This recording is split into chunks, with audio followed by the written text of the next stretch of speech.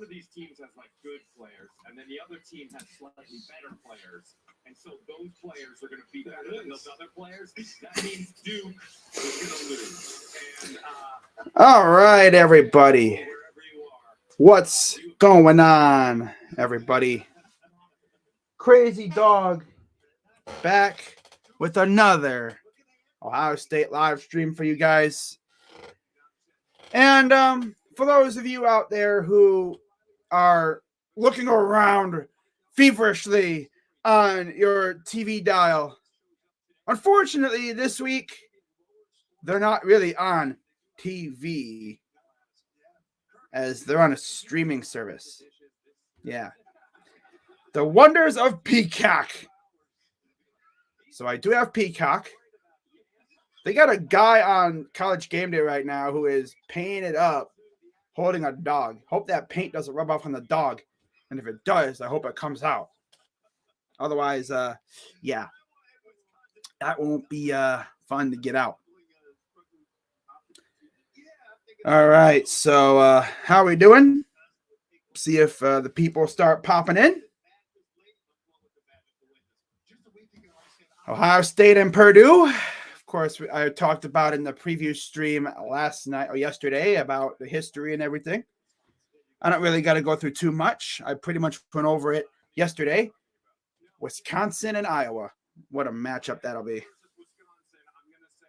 Hopefully the internet holds up. StreamYard hasn't been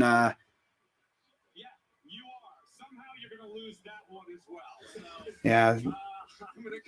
My StreamYard hasn't been too friendly to me using StreamYard, which is ironic because I've always heard StreamYard was better when it comes to streaming. Oh, well. So if it is a little choppy, that is, it is what it is. So this is, I guess, what you could call my StreamYard game. Seems like I have one of these every year. It seems like, for some reason. Okay.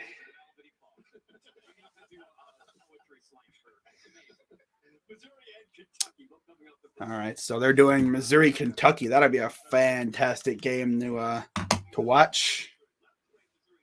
Okay, I want to see if they do our game, and then I'll switch over to Peacock. Peacock. I think they have every team on Peacock, by the way. And for those out there who are curious, like, why are they having this game on Peacock? I think every Big Ten team is getting a game on Peacock just to gauge the fan bases. But yeah, it sounds like Travion Henderson will not play. So, wow. Henderson is out. So, and no Mayan Williams either. So Dallin Hayden and I believe it'll be Evan Pryor will be toting the rock today. Okay. And no Emeka Egbuka either. This is going to be interesting. So Crazy Dog, why are you on StreamYard in general? Don't you usually do your games on OBS with the fancy scoreboard and all that? Yeah, I do, but I mentioned in my picks stream earlier this week that I can't get into my other computer. For some reason, Microsoft just does not like me. At least it doesn't like me right now. We're going to get it fixed on Monday. And hopefully get it addressed. And hopefully we won't have any issues. LSU Auburn. Ooh, that'll be a banger. Ooh, Lee picking Auburn. Damn, Lee. Sheesh. Okay. Three of the five so far have picked LSU, except for Lee. 4 of the 5 have picked LSU.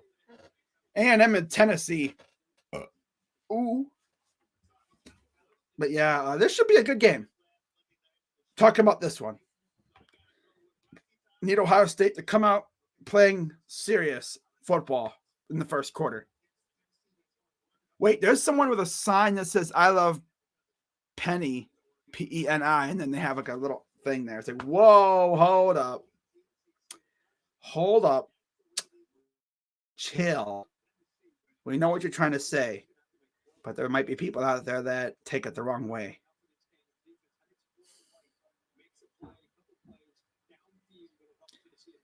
That person knew exactly what he was doing when he made that sign. All right. But yeah, nonsense in the chat. Damn, nonsense popped in at 7:29 a.m.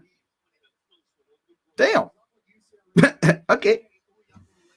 UCLA, Oregon State. That game is tonight at 8. UCLA, Oregon State comes at you tonight at 8. Cringe. I know. Not so fast, my friend. Not so fast, my friend. Very good crowd in Washington for this one, for this college game day. All right. Well, they're not going to pick Ohio State because they're already at the 8 o'clock games. And then they talk about their game of the week. So they're not picking Ohio State or Purdue, which I didn't expect them to. Okay. So see what happens. I don't know if the game's going to pop up or what. I've never used Peacock before. I've never used Peacock before.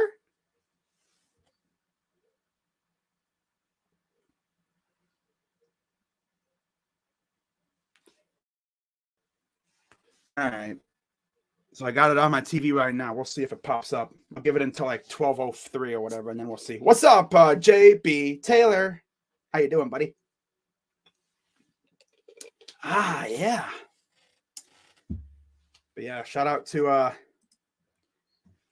my guy JB Taylor, man. He has a banging channel over there, Walk Off Sports Talk. Does all kinds of awesome content and whatnot. Love to see it. Love to see it. Good day to you, sir. But yeah, the Buckeyes are in your neck of the woods, technically. Indiana. In fact, in case you guys haven't heard,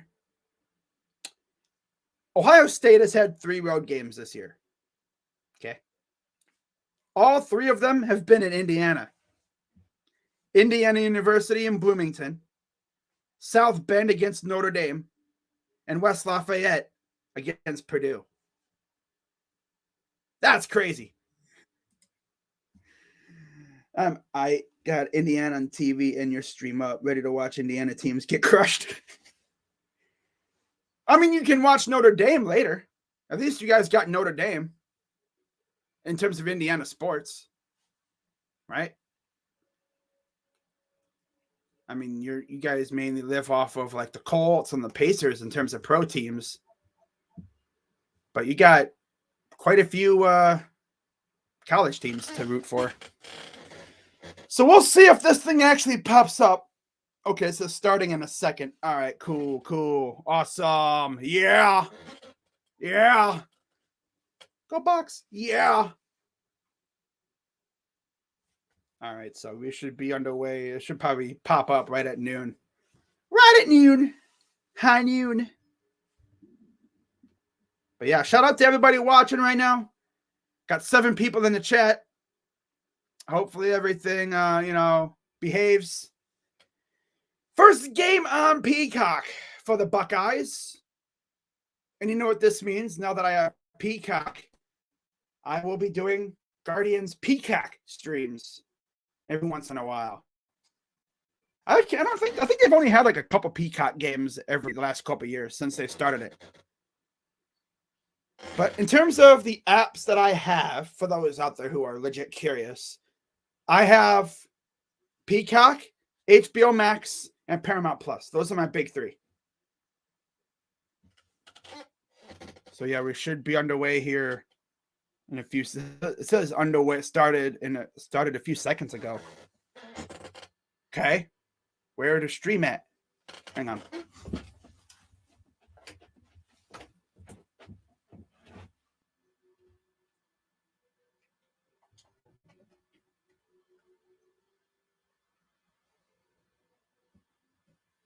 Oh, there it is.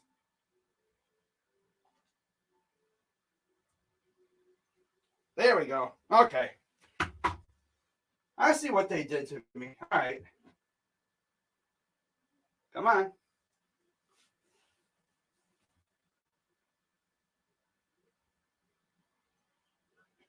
Okay, there we go. All right, we got it. I'm rocking on my PS4 today, guys. That's how I watch all my apps and stuff, besides on my computer. Very gloomy-ish day in West Lafayette, Indiana. Purdue University. Very good shade of scarlet in the stands, as it would usually be, for a road game. Ohio State has pretty much taken over all 3 road games. Pretty beneficial that all 3 of our road games have been within a few hours' drive. But there's a really, really resounding shade of scarlet. Hey, look, it's Andrew Siciliano and Kyle Rudolph on the call for this one. Interesting broadcast duo. Interesting duo for this game. So, yeah, there's the Buckeyes schedule so far. Indiana, Youngstown State, Western Kentucky, Notre Dame, and Maryland. All 3, of course, are victories. They escaped Notre Dame by 3 in a game that they were losing at the final play. Trevion Henderson out today. Second straight game. I think his foot's been bothering him. And with a wet playing surface, you don't want to have him slipping and sliding around there and have him twist his ankle or something. Get him, have him fully ready to go for Penn State next week.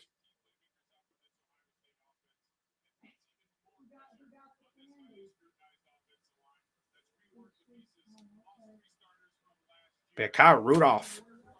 I remember when he was last year, I think he was supposed to play for the Giants, and it just never worked out. There's Marvin Harrison Jr. This game reminds me a lot of the Northwestern game last year in terms of the weather.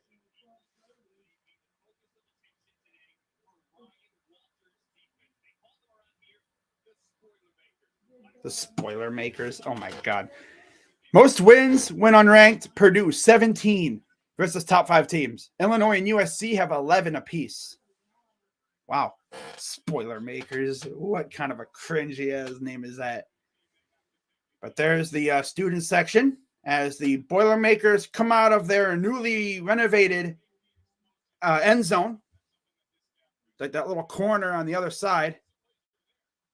Ross Aid Brigade. But yeah, literally, aside from the student section, I'd say the stadium is like 95% scarlet. No, maybe not 95, maybe like 94%. It's majority scarlet, though. But yeah, with me having Peacock, I know what y'all thinking. Crazy Dog, you talk about wrestling all the time. Does this mean we're going to get Crazy Dog wrestling streams? If y'all would be down for that, I would do it. I would do it for sure. I would do PLE event streams. Definitely. Even if they're not even on my channel. Like if my guy JB Taylor was down to do a PLE at some point. I don't know if I think he's done PLEs before for wrestling. I'd be 100% down. Does this mean we could see you, Rocha, and JB Taylor in them? I don't know, because that's up to them. I'd be like that fill-in if Josh couldn't do it, because Josh has been having some major back issues. That sucks. I think he said he was, freaking herniated disc. Oh, I've heard of football players having that. I cannot, God. He can't get up. He can barely sit down. So if anyone watching who's watched the Sports Fury and you're wondering, why is Josh never on camera anymore? His back has been really bugging him. I mean, really bugging him. Oh, yeah. I think if I was going to do a PLE stream, I'd do the big ones. Especially around WrestleMania season. The Rumble, maybe Survivor Series, especially with War Games. depending on the card, I'd be down for that, definitely. I'd be down for that, definitely, depending on the card. But yeah, we are just a few moments from kickoff here in West Lafayette. First game on grass. We've played on turf every game.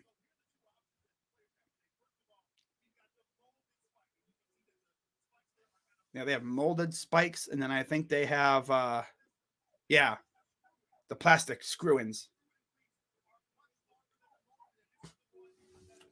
But yeah, JB, I'd be down for that. Like I said, around WrestleMania season. We'll see what the card starts looking like. I might even do Survivor Series just to get in the thick of things, just to get used to it. Royal Rumble for sure. Royal Rumble would be a party for sure. All right, so we are just about ready for kickoff. The Buckeyes look like they are going to, can't really tell from that angle. Couldn't really tell if they were kicking off. I did see Denzel Burke out there, so maybe, yep, they are kicking off. All right, so Purdue will start with the ball. All right, Purdue is going to start it off. Purdue rocking all black helmets, jerseys, and pants, gold numerals. Ohio State rocking the classic silver helmets, or the silver bullet helmet with the Buckeye leaf decals. White jerseys, red numerals, and gray pants with the red and white stripes. Touchback, and we're underway from Ross-Ade Stadium. 100th season of Ross-Ade. So Hudson Card, who's been around the block a little bit, getting the start for Purdue. 666 pass yards, 61.5% completion percentage, 3 touchdowns, 4 picks. That's a cursed-ass number for passing yards, so sheesh. All right, so 1st and 10 on their own 25. Feels weird doing a game on PCAC. Shotgun for Card, running back to his right. I think that's Makobe. And they're going to hand it off on the first play. Makobe gets a big first down near midfield. 19-yard gain on the first play. Wow. Wow. It's raining, yet because they're called for rain. It's been up and down. It's been drizzling a little bit. Back to pass, throws. Caught at midfield.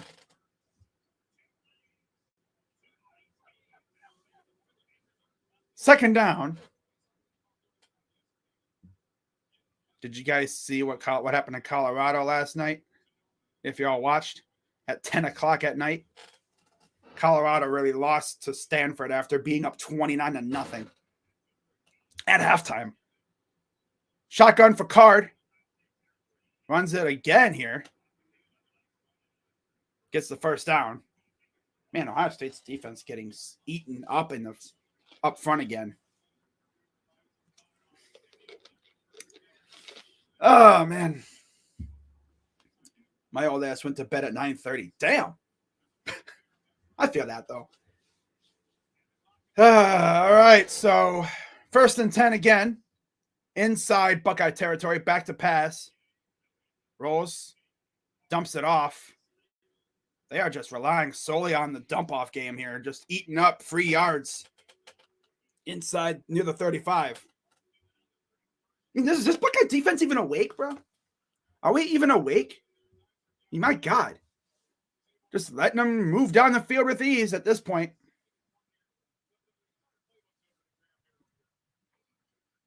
Back to pass. No, they're going to hand it off again. Gets the first down. God, guys up front, man. Damn, you guys get no penetration at all. God. Letting Purdue just march down the field on you. That's... Come on, Ryan. Tell these guys to stiffen up a bit, man. Come on.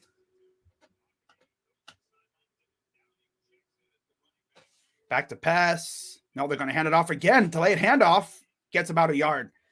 They are relying mainly on the run game right now. Michael Hall Jr. on the tackle. That was Downing with the run. Second down and about 8 or so. Ryan Walters, the head coach now of Purdue. Jeff Brom, of course, left. Oh, that would have been, that pass would have went nowhere. So kind of a blessing that it was incomplete. That would have went nowhere. JT was right there. Not to mention there was instant penetration from the middle.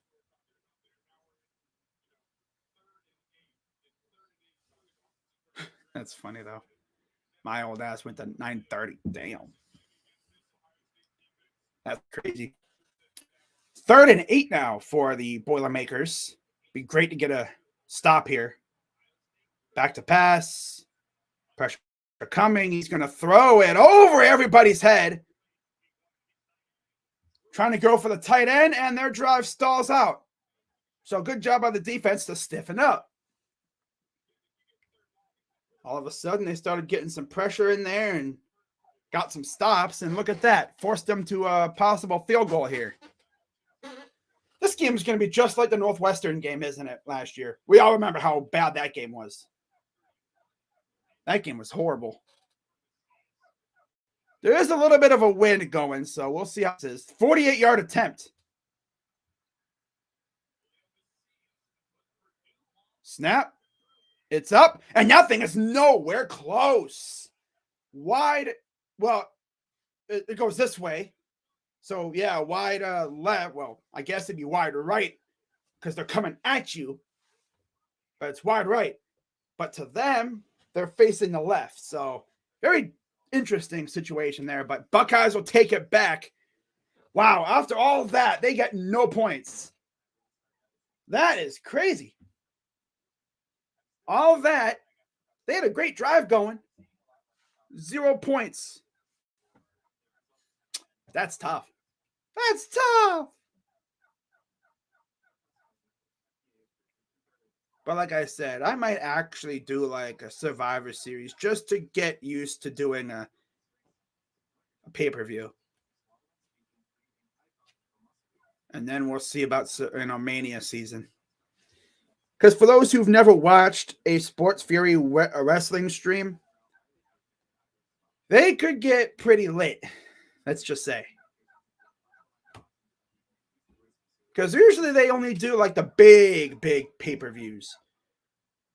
I don't think they usually do Survivor Series. I think they usually I'm trying to think of what the pay-per-views they've done. I know they've done like Survivor. No. They've done Royal Rumble, Mania. I think they've done a couple other ones too, but they only do the big ones. I know they did Clash at the Castle. Yeah, I remember that one.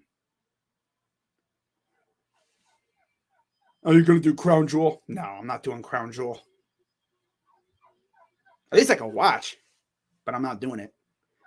It's a good thing you only want to do pay-per-view because I did a couple Raws and the commercials never end. I know, right? They never end.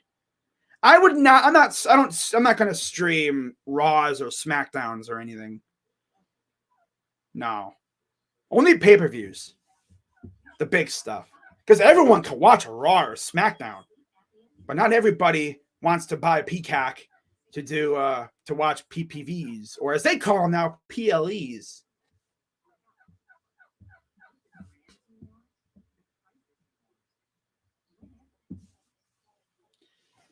Oh, man. The fact that they got no points there. Wow.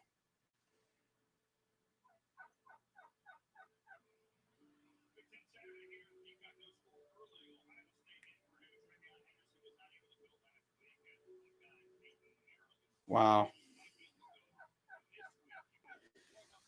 So there's Travion Henderson not playing this week, I guess due to a foot or something. I want him back out there fully healthy. That's all I'm going to say. But hey, good thing we have depth. 50-6 for Ryan Day. All losses to ranked teams. 33-0 versus unranked opponents. We've had some scares, though. Here's Cal McCord. Lining up in the gun. Chip train him in the backfield. Quick pass. And he dropped it. Trying to go to Fleming. Dude's already got gator hands. Wet ball. Could be a wet ball, too, but got to catch that. Can't be dropping passes, kid. 1,375, 65.5, 8 touchdowns, only 1 measly interception so far. Back to pass, looking, avoids a sack, throws, and okay, is that ball like got grease on it or something? But no, seriously, we got to catch this damn ball, dude. Come on. And how about we run the ball a little bit? But no, let's come out passing the ball like crazy. That was a little bit off to the side of Marvin. All right, 3rd down and 10. Shotgun from McCord. Back to pass. Caught. There's Harrison for the catch for the 1st down. About time. That one pass was just a little off to his side a little bit. Like he kind of went a little too deep. But they got him in the slot going on a corner and like Allen had no chance against that.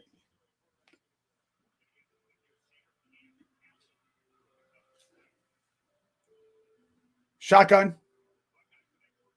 They're going to hand it off to train him, and he'll get about 3. Whose idea was it to put on Peacock? That's NBC. Because in case you haven't heard by now, which if you haven't heard by now, I don't know where you've been, but the Big Ten is moving to CBS and NBC and stuff starting really next year. So, yeah. I guess they're having every team on Peacock just to see like how the fan bases are, which means I expect a lot of Buckeye on Peacock next year. 2nd and 8, back to pass. Throws. And it's caught by Harrison. How did he catch that ball? I thought it was going to hit the corner or something, man.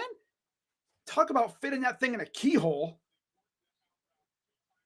Well, look at this pass. Just a zip pass right past the corner. Bobbled it, caught it again. Huge 1st down inside the red zone. 1st and 10. Shotgun from McCord. Hands it off to train him. And he will run for about 4. I wonder if we're going to see Evan Pryor much. Because honestly, he and train him are the only 2 active, healthy backs. Besides Xavier Johnson, of course. Probably going to see a lot of him in the backfield. But they're showing the highlight from the last play against Notre Dame.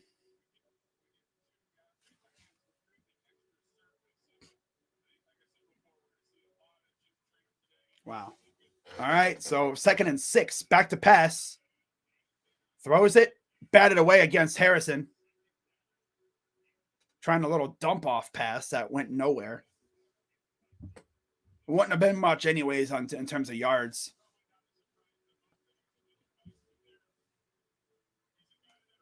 Rogers, I believe, was on the coverage.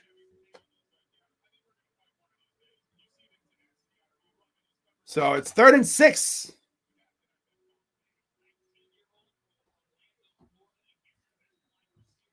Shotgun from McCord. They got a trip bunch to the right. Single receiver up top. Snap, and we have a whistle. Timeout. Buckeyes' first timeout.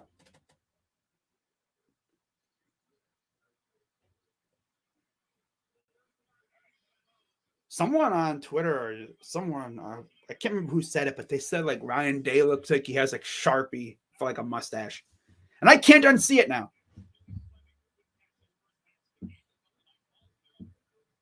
Crazy Dog, who has the better mustache of all your coaches? all my coaches that of the teams that I follow. Like the whole facial hair situation.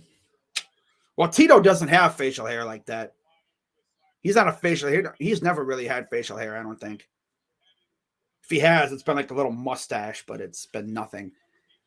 Kevin has the Just for Men thing. I call it the Giga Chad-ish combination there. But 3rd and 6. Shotgun for the Buckeyes. 2 receivers. Now they're going to send G. Scott out wide right. Wide right. They got Harrison in the slot. Throws. Caught by Harrison for the touchdown. I had to make sure, wait and see who it was. Just a little yeet.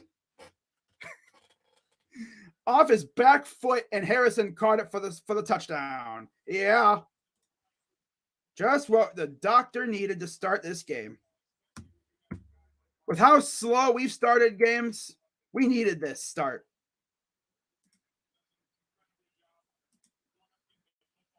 Six nothing, extra point coming.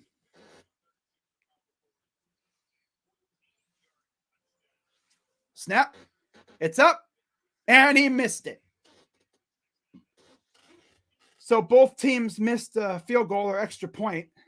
That one was shanked completely. That ball must be... Bleh. But Marvin with the touchdown. Gets them on the board. Marvin strikes again. He was essentially the GOAT of that drive.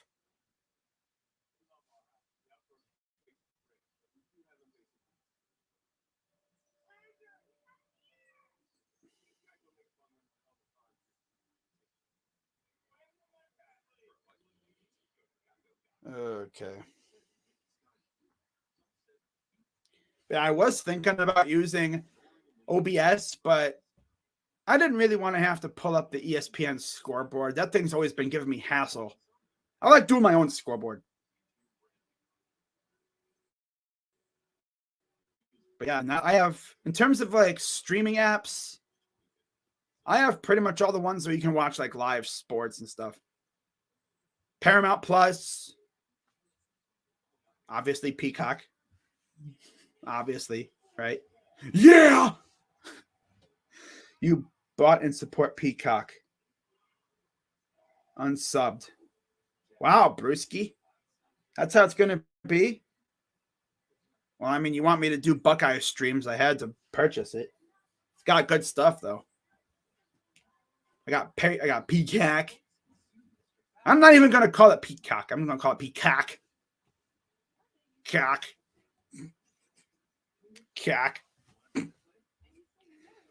I'm so immature.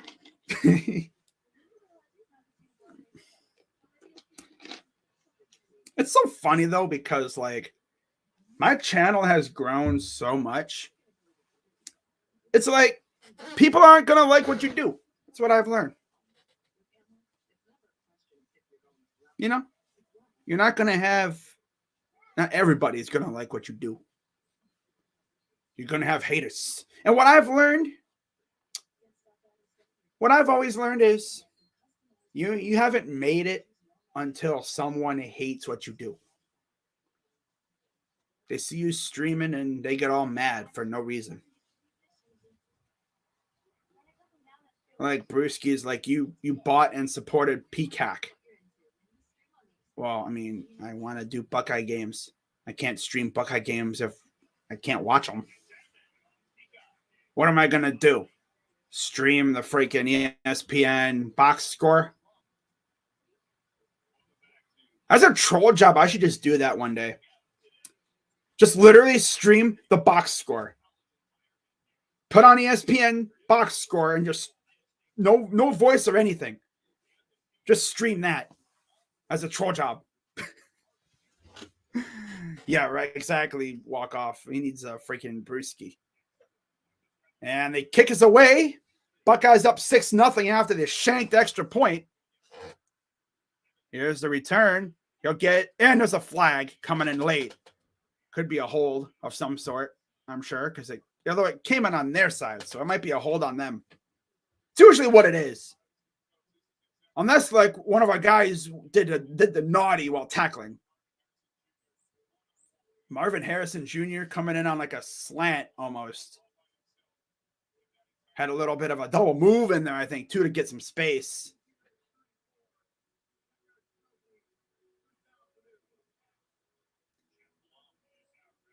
Wow.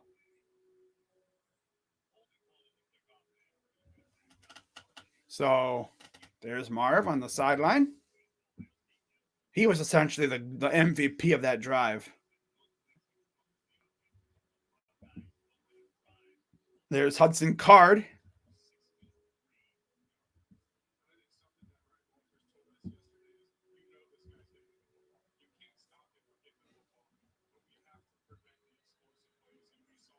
All right, so here we go. What's up, Scott? First and 10 for Card. Back to run it again, and this time the Buckeyes are not falling for it. Lost like 5. Tyreek Williams on the tackle. And it looks like there's an injured Boilermaker on the field. One of their offensive linemen.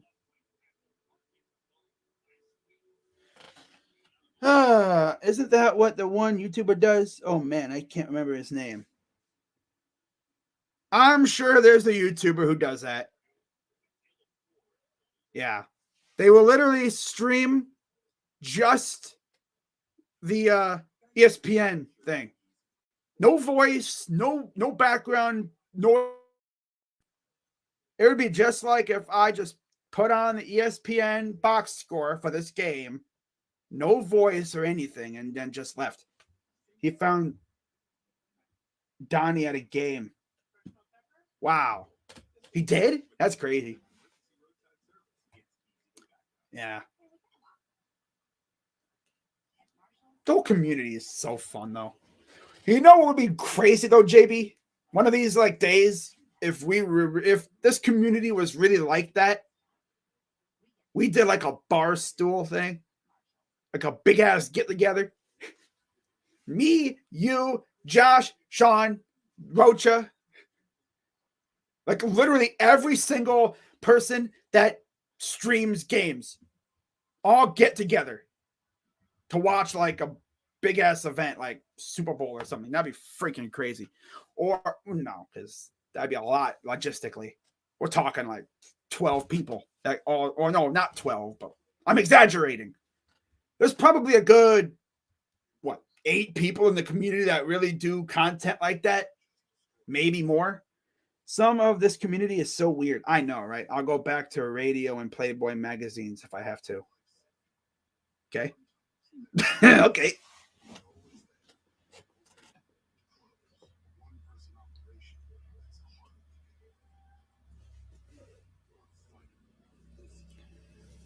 But overall, a very crummy day out there in Indiana, and even here where I live too.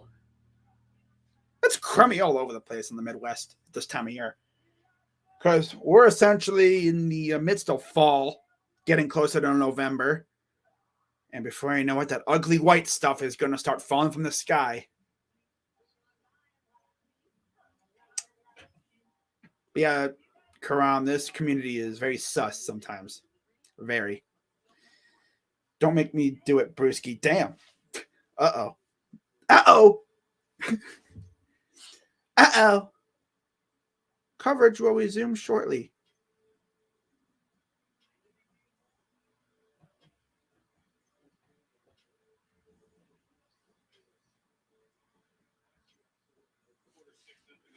All right. 13-9 record at Ross-Ade for the Buckeyes. 3-5, though, since 2000.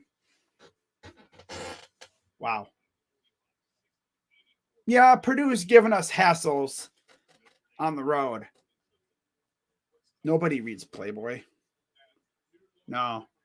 I will never forget when WWE Divas used to do Playboy. Now they do OnlyFans. No, really. I always hear about WWE Divas and stuff doing Playboy, or not Playboy, but doing like opening like OnlyFans accounts and stuff.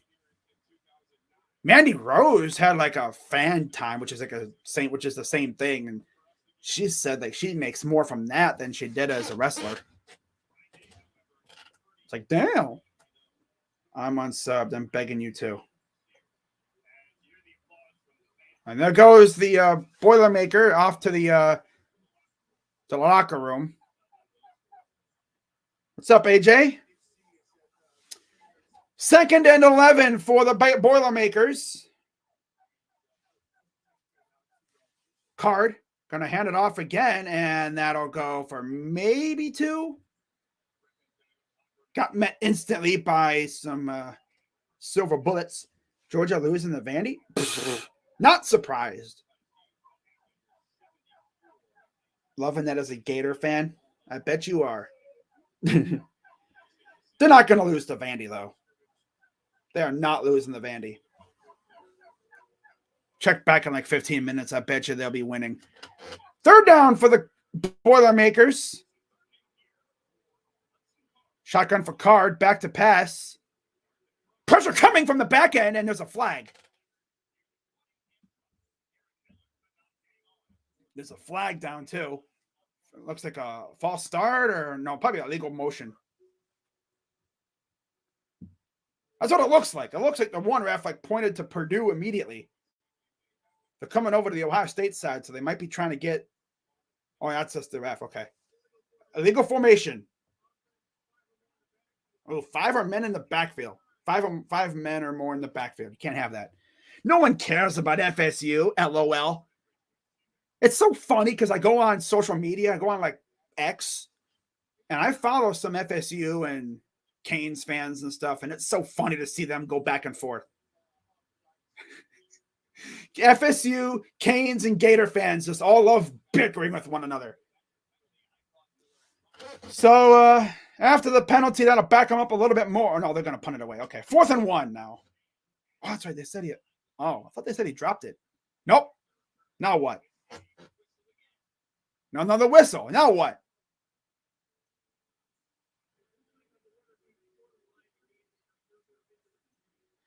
Now they're going to look at the spot. They said he made the catch, but he was short of the line to gain. I thought he made it. I thought they backed him up because of the illegal formation.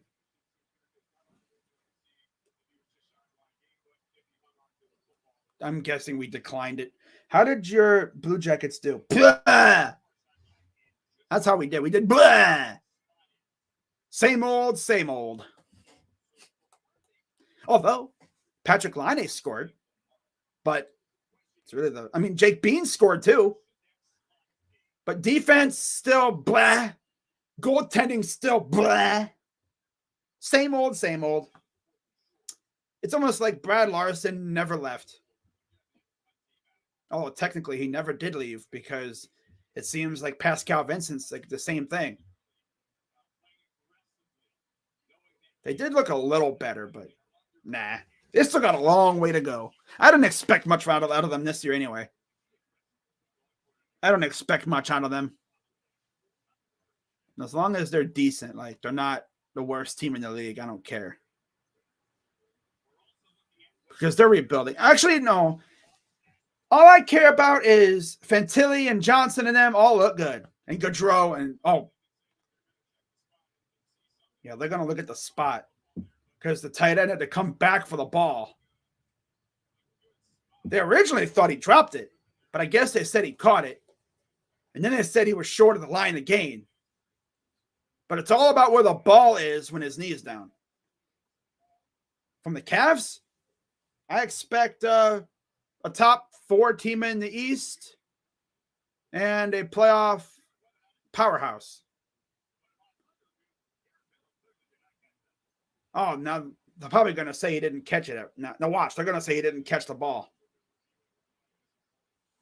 It's actually raining out right now. I might have to shut my window again. Pay-per-view killed boxing. That sport is dead and buried. Okay, so now they said he didn't catch it at all. That's so funny. First they said it's incomplete. Then they said he caught it, but he was short. Then they reviewed it and they said, oh, actually, he didn't catch it. He didn't catch it at all anyway. So weird, bro. What is this? Damn. So now they're going to punt it away from the 11. Punter in the he's about what, 2 yards in his own end zone here. Be nice if we blocked it. Haven't had a blocked punt in a while. Back to punt it away. And Jaden Ballard back to receive this punt. It's a short punt. And he's going to run nowhere pretty much. And Buckeyes take over. I think you would have been better off if he had just fair caught it. I don't know why you try to catch that and try to run it. There was really nowhere for him to go. Okay. I wouldn't say pay-per-view killed boxing. It's just the fact that there's not really a ton of big names out there. And you have Jake Paul out here looking like a dunce half the time. I wouldn't say pay-per-view killed boxing. It's just that there's not really too many big names. Boxing was a big-ass thing back then. Mike Tyson, Ali, Frazier, all those other ones was a Foreman. There was a ton of amazing boxers back then. Boxing has always been pay-per-view. It's just different now. I will say, though, streaming apps have kind of taken away from sports, though. Where are they game? TV. Peacock. You mean this game's on a streaming app? Yup. People actually think I'm going to show the game. Like, nah, I don't do that. I've never done that. I don't trust YouTube. But, usually college, the NCAA allows it. I don't care. I'm not going to take that risk and have this channel taken down. I've worked way too hard to build this channel.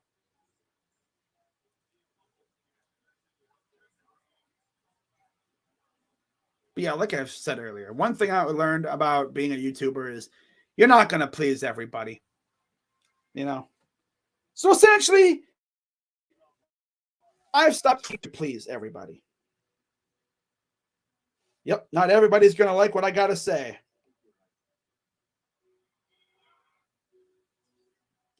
That's what I've learned.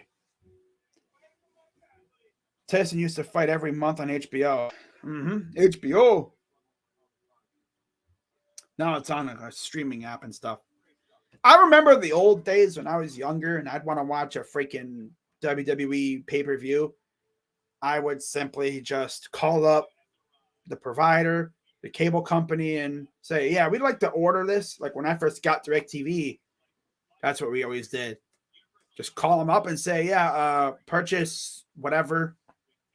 The first ever pay-per-view I watched was Armageddon, all the way back in like 2005, I think it was, 06. Batista, Rey Mysterio, Kane and the Big Show. It was highlighted by Hell in the Cell. Taker versus Orton. 1st and 10. Hands it off to Xavier Johnson, who stumbles forward, gets about maybe 6. HBO, yeah. Okay, lame, you are a trash tuber, and you are some random account popping in the comments talking shit. Okay. Makes sense. There's Xavier Johnson from Cincinnati, Ohio. All right, shotgun again. Xavier now lines up out wide to the left. Shotgun for McCord. I almost said Stroud. I wish. Hands it off again. Oh, here's Trainum. Big gain inside the 40. Just shy of the 35 to about the 37-ish yard line. I watched the squiggly lines and mostly listened to the volume on pay-per-views. I was in the conversation the next day at school. Pay-per-views were so fun back then. Nowadays, everything's on a streaming app. But you get a lot more for that price, though. Yep. All right, 1st and 10. Shotgun. Watch out for Tate up top. They're going to run a move. Oh, damn, he hit him with a... Ugh. He's like, excuse me. Marv with the catch. Just excuse me. Ooh. That corner had no chance. One-on-one with Marvin. Yeah, bro. He juked him out of his shoes, Loki. He's like, just a little stutter. He's like, stop. That corner got sent to the freaking shadow realm. He's like, excuse me. Little dump off goes for a good gain, too. Little stiff arm as well. 1st and 10 inside the 25. Hands it off. Now he's going to go to the right. This is Trainum, the former linebacker, gets to the 16. Oh, there's another Karlaftis, huh? And there's, McCord and Harrison went to the same high school. 6,887 yards, 88 touchdowns for McCord, 144 receptions, 2,625 yards, 37 touchdowns in 3 years as a starter in high school for Marvin. All right, 2nd and 4. Under center. Hands it off again. And Trainum will get about half those yards, so it'll be 3rd and 2. Maybe even 3rd and 1. But yeah, no Travion Henderson. No Mayan Williams. So expect a little bit of Trainum. Probably Xavier Johnson. Maybe even a little Evan Pryor. 3rd and 1. They take out Harrison. They get a little breather, I guess. 2 for 2 on 3rd down so far. 3rd and 1. Shotgun. Trainum still in the backfield. Snap. And they're going to keep it. Oh, that's Devin Brown in the game. Devin Brown in the game. Okay. All right. Okay. Some noob who probably never watched Buckeyes before saw 33 and said, yo, Jack Sawyer? No. Nope. Why is he wearing 33? He said it's a tribute to Slingin' Sammy Baugh. In his words. Wow, Devin Brown with the keeper. Interesting. Interesting maneuver. 1st and goal. Shotgun. Still in the game. Trainum going to run around the outside. He'll get to the 2. Yeah, it's real. I'm going to shut my window. It is raining hard outside right now.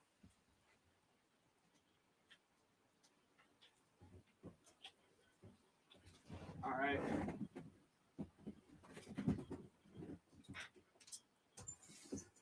There we go. All right. Brown in the gun. Going to keep it again. And he'll fall into the end zone for a touchdown. So Devin Brown just essentially ran like 3 straight plays. Gets a touchdown. Not what I expected, but okay.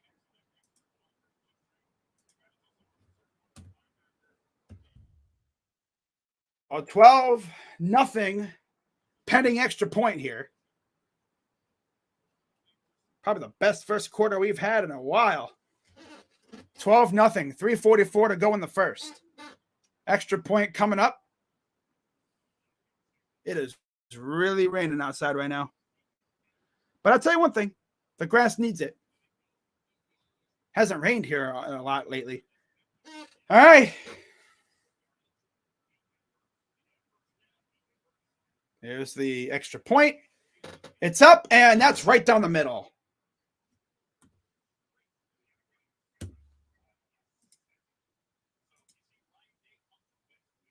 There you go. That's what I'm talking about.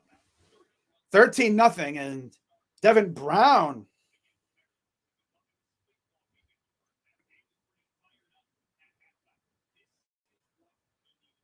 Yeah, we needed this big time. Take control of this game, man.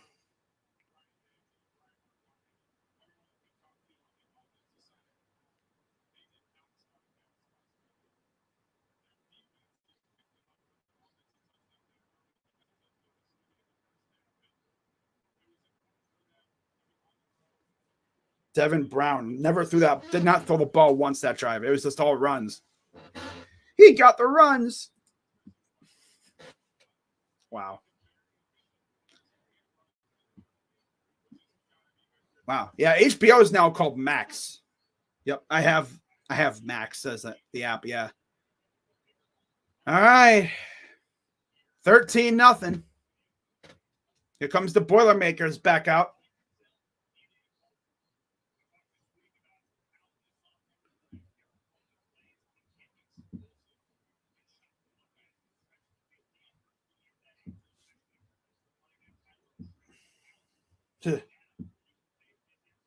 Announcers are subpar. Siciliano and Kyle Rudolph. Yeah. All right. 1st and 10. Shotgun for Card. Running back to his left. Takes a snap. Throws. Oh, I was going to say, man. And they said he caught it. Gain of about 5. They're going to say about maybe 4 and like 7/7 of an inch. 4 3/4. That's more like it. Yeah. 2nd and 5. 3:35 and counting here in the first. Shotgun, snap. And they're going to run it. Goes nowhere. Good penetration up front. That's Jordan Hancock, I believe, who got in there and with the penetration. Penetration.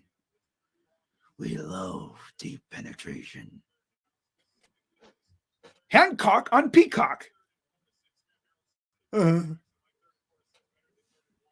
Yeah. 3:01 to go and counting. Empty backfield here for empty set. Now they're going to motion a running back into the backfield. That's Makobi. Back to pass. Looking. Batted at the line. 4th down. So again, defense steps up. And yeah, love to see that. All right. Good job, just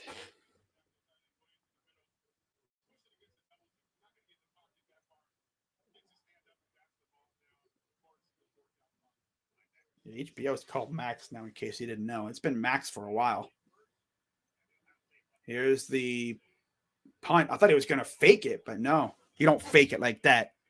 I'm just going to let it bounce back to their own 27-yard line. Buckeyes back on offense now, up 13-0. Let's see what craziness they draw up now. See if we could score on another touchdown here. It's pretty evident Purdue just isn't really that good. So we should be able to handle this game. Keyword is should. All right, so McCord back out there. 1st and 10. There's Brian Hartline, the new offensive coordinator. Xavier Johnson motions. Play action. Nice catch by Trainum. He will run right at the 1st down marker. He got stood up completely. That was a gnarly hit. Ooh. Got right back up and walked off. Oh, he is shook up. He stumbled. He is shook up. He got stood up. Like he ran into this wall right here. That would be like me running full speed into this wall. Yeah, there's a wall back here, guys, in case you didn't know, behind this green screen. I'm not actually sitting because obviously it's not, it's not sunny here. Let's see. He was cutting up field and then boom. 3 Boilermakers just turned him into a chip sandwich. Oh, yeah. Took a hit to the chest area and got hit, I think, in all 3 spots. Head, shoulders, knees and toes, no. So he has to come off, get evaluated. Here's a handoff. This is Xavier Johnson. Gets a 1st down and gets thrown down. So now we don't have 3 running backs. We only have Xavier Johnson. Because we're already without Mayan and Travion. And now Chip's hurt.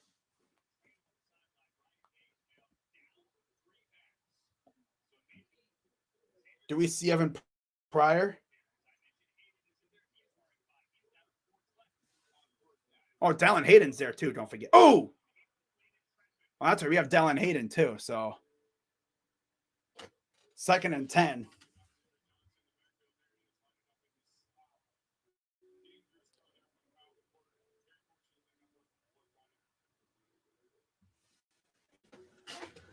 All right, so there's Dallin Hayden. A lot of Buckeye fans were kind of were pissed that he didn't play much last week. I'm sorry, he didn't play at all. I think he was inactive. 2nd and 10. Shotgun from McCord. Hayden to his left. Hands it off. Oh, no, he keeps it. McCord just going to dive. He's about 2 yards shy. He kind of dove way earlier than he wanted to. My dude needs to learn how to baseball slide. 3rd down and about probably 2. He slid way earlier than he needed to. I mean, he probably could have went another yard or 2 and then slid, but he was already falling down like halfway in his run. And it's 3rd and 1. It looks like Caden Curry is back out there. So they're going jumbo package, big boy package, it looks like. Yep, there's Caden Curry. And they're going to push across. 1st down.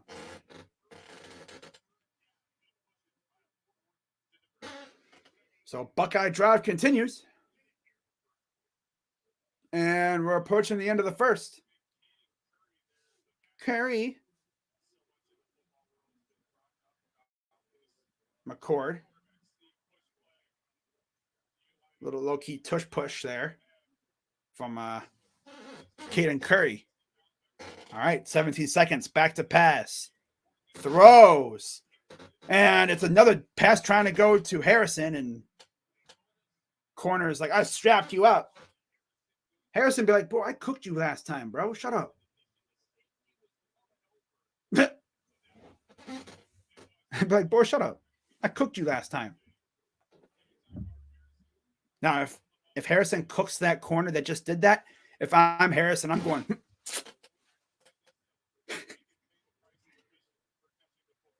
The pass was just way off. There was double coverage too, and there's really no way you could fit that in there. 2nd and 10, back to pass. Throws again, caught. And that's Stover.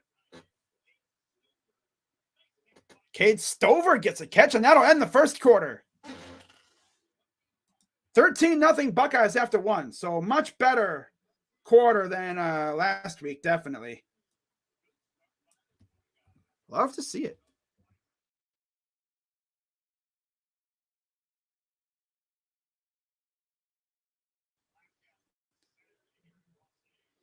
All right, 2nd quarter coming up. Buckeyes 13-0. Yeah, so be sure to follow me on the social media down there on Twitter or X at CrazyDog99 with the underscore there, and then on IG as well. I don't post a lot on IG nowadays. Every once in a while I will, but yeah. If you want to see someone go on Twitter and just rage tweet about random stuff, that's me.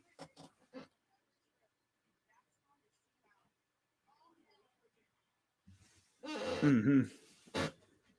Oh, yeah, this game is on Peacock for anyone knowing, because I already know there are people out there that heard NBC or whatever, and they thought, wait, where's the game at? I thought they said it was on NBC. Only to find out, oh, yeah, it's on Peacock. And then they're looking around, and it's like, oh, it's an app? Ah. But yeah, everything is turning to apps now. How did Colorado blew that lead? Their defense is horrible. They gave up almost 300 yards just to a receiver. Ayo Manure. The receiver's name was literally Ayo Manure. I think his first name was like Elic. E-L-I-C. Huh? Not even Eric. It's Elic. Ayo Manure. Hey, yo, Manure. I mean, that receiver last night caught a touchdown using Travis Hunter's helmet against him. He did what Noah Brown did against Oklahoma. He practically walked Travis Hunter into the end zone.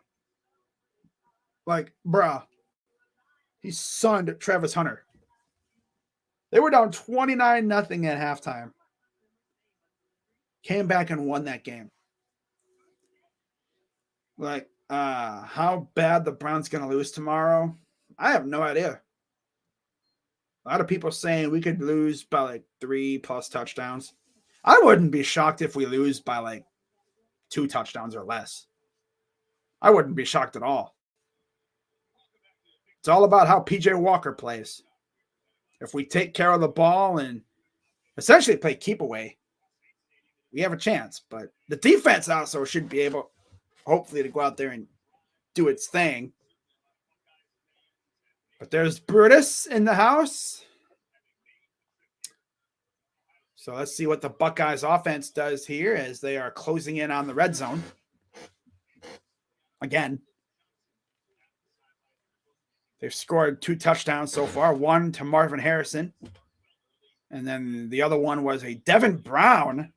Yes, Devin Brown, the backup quarterback, was in for like 3 or 4 plays that drive. And it was actually pretty effective if they play like they played versus Tennessee. Oh, yeah, we can definitely keep up in that game if the defense plays like that. We could probably win if they play like that. 1st and 10. Under center. Very rare under center snap from McCord. They're going to hand it off, and he will go nowhere. Okay. Dallin Hayden in the backfield. 2nd down. There's Trainum talking to one of the other coaches.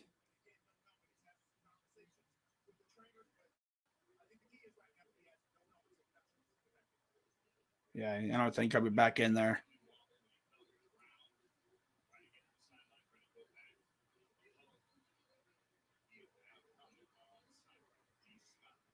Shotgun now from McCord. Hands it off again. Oh, he breaks it here. Hayden to the 10. Inside the 10 near the 7. Honestly, I wish we would have played Hayden more last week. A lot of Buckeye fans on social media were pissed that we didn't play him. Because he was the one that killed Maryland last year, and they had him inactive. Still haven't seen Evan Pryor, though. That's how deep our depth chart is at running back. All right. From Memphis, Tennessee. Play action. This is Brown, and he throws it at the feet of G. Scott. Why do we keep bringing in Devin Brown? I don't get it. Like, just let McCord do his thing, bro. Why do we keep bringing in Devin Brown? Like, why are we still doing this? Like, that's really no reason. Like, we know Devin can throw, but that was a horrible throw. Not even close to G. Scott. What if they had both quarterbacks out there? That would be weird. Double QB pass. 2nd and goal. Brown's still in the game. They're going to run it again with Brown. And he will run it in for another touchdown.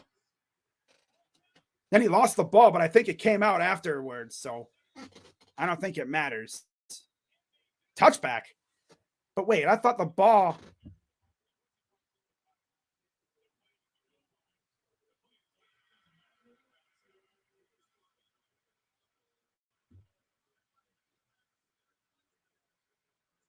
Wait, what? But I thought he crossed the plane.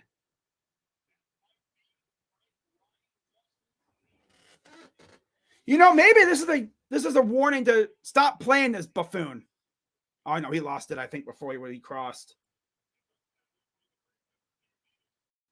Then a guy literally falls on it. It goes right through his feet. What is with our guys and not being able to control the ball? Maybe stop playing Devin Brown. All of a sudden, let's bring in Devin Brown.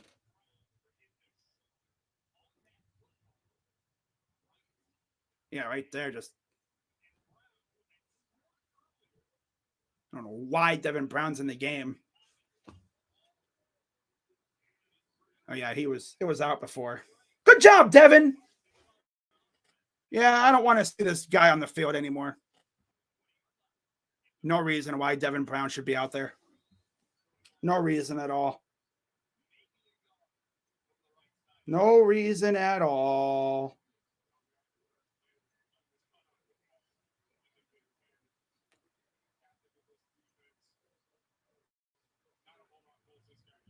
But yeah, Indiana was leading 7-0. That's tough. Back to pass. Pressure coming. And he's going down. Wow, JT got another sack. How about that, huh? Wow.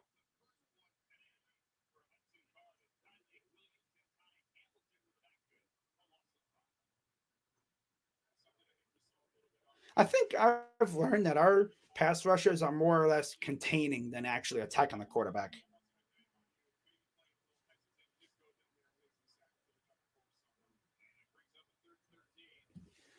3rd and 13.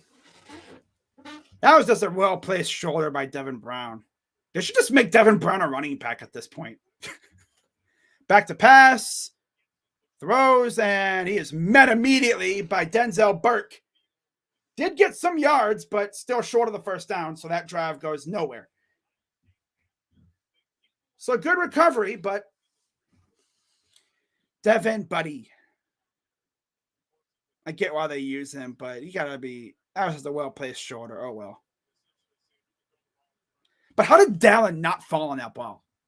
It literally slipped through his freaking legs.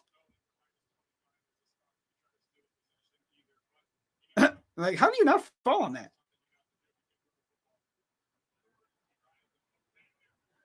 And they're going to punt it here.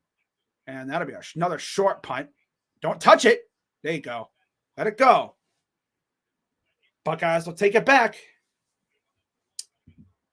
So let's see if the offense actually comes out here and scores.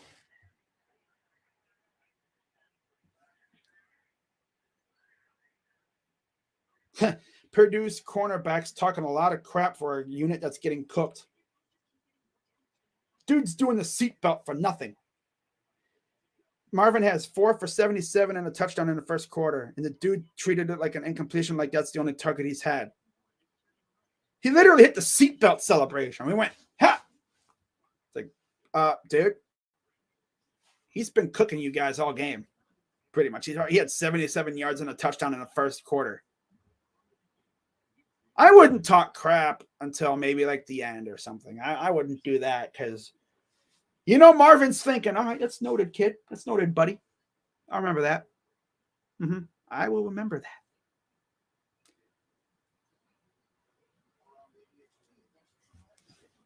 But yeah, guys, be sure as always to hit the like button, subscribe, and hit the bell. And I will be here tomorrow, same spot on StreamYard for Browns and Niners.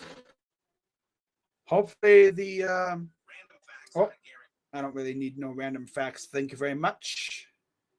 But I'll be right back here tomorrow on StreamYard for the Niners and Browns. And then Monday, I might be doing the Cavs back on OBS if everything goes well with the whole computer situation. But I might be doing the Cavs game against Maccabi Ra'anana. Why do you want to do that game? Because it'd be fun to stream an international team, you know? And then I will be live for the Cavaliers home opener and the season opener, too. So I'll be live for the first 2 Cavs games, and then from that point on, we'll see as we go along. There might even be days where I do a doubleheader. Browns in the afternoon, Cavs at night. But like early on, first couple months, I'll be doing some Cavs games here and there. What about hockey? I don't know. I didn't really like what I saw last game. We'll see how they look tonight. And then, because the Blue Jackets play the Rangers. If they look somewhat respectable tonight, if they win, I might do their next game, but who knows? Radio broadcast. This is more fun. LOL. Of course it's more fun. I'm not paid by Ohio State or anything. I can be critical. They really can't. 1st and 10. Play action. McCord throws. Caught by Harrison. He'll get about, I'd say 8. Yeah, 8 yards. He had to come back for that one. God, Kyle, why are you throwing so, like, under?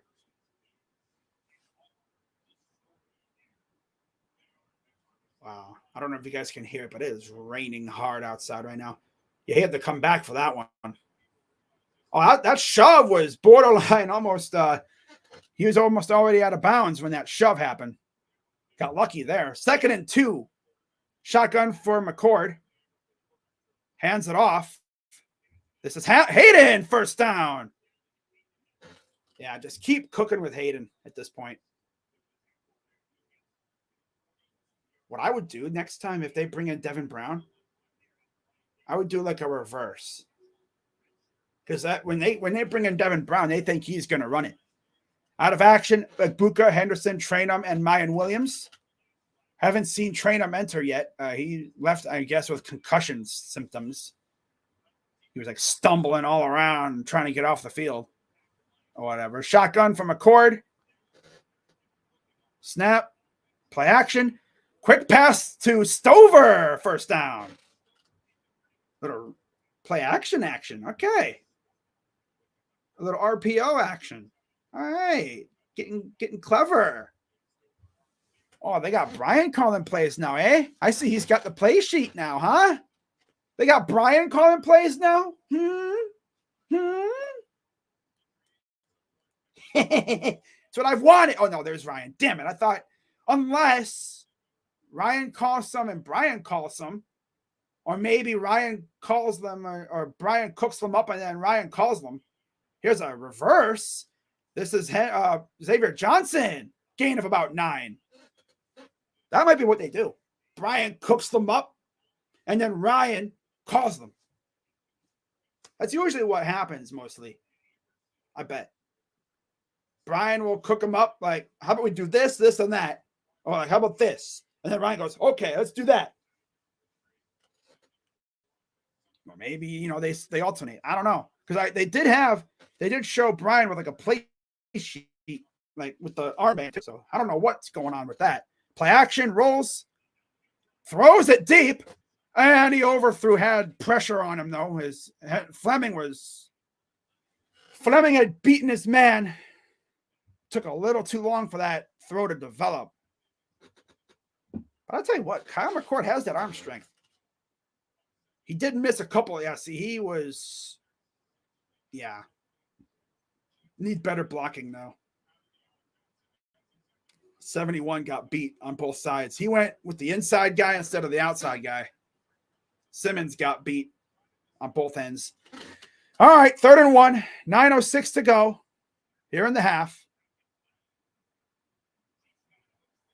Shotgun, hands it off, first down. Almost too easy at that point. That was Dallin Hayden again. Yeah, Paul Keels he's a great announcer, but again, you know, he's being paid by the university and stuff, so they can't really be too critical. That's why people like content creators like me and the other guys in the community, because we can be critical of our teams. We're not being paid. We're fans. We can be critical. All right, just shy of the 30 here. McCord in the gun. That's Fleming in motion. They're going to pitch it. Oh, look at this move. Oh, damn, running people over, Dallin. Damn. Inside the 20. Now Hayden's starting to get rolling now. I love to see that. Damn, Dallin. Nice pitch. Good blocking upfield. Broke a tackle there, and then took like two guys to bring him down. Talking to, I think that's the running back coach, Alford. Yeah. Shotgun. Tate motions to the right. Snap. A pitch to the right now. This is Xavier Johnson. He's going to run into the 10, near the 5, past the 5 to about the 3-ish yard line. They ran the same pitch play, but to the right and to uber effectiveness. That's what I'm talking about. Keep them off balance. Good blocking upfield. Kind of ran into Fleming there. But regardless, first down inside the 5. First and goal. Devin Brown comes back in. So is this what we're going to do now? Devin Brown in the red zone? Really? Shotgun for Brown. He's going to run it to the left, and he will not go. Can we stop with Devin Brown, bro? They're going to lock in on him, bro. They think, 33 is in. They're going to run. I was going to say, that's what it is now, bro. That's what I'm saying. One of these days, they need to have both of them out there. Make it look like a botched substitution almost, like there's confusion. And then Brown runs a route.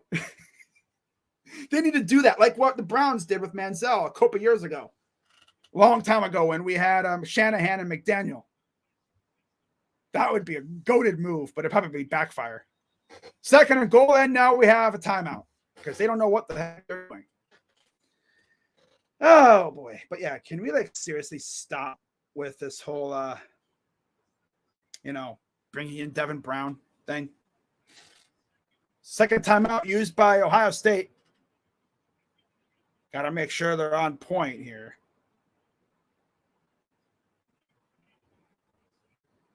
All right. Got to check my stream. If you're wondering why I have to do this, because my ginormous computer screen is blocking my view of the freaking stats and stuff because they have it all at the very bottom. Never forget when they used to have scoreboards at the top of the screen. Yeah. Henderson. Again, not playing today due to, I guess, a foot or something. All right, let's see what they cook up on second and goal.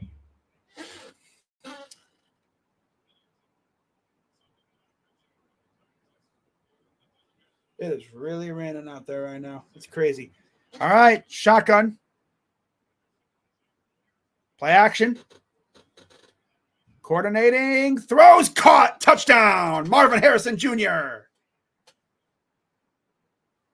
Yeah, I wouldn't say they're locking him up.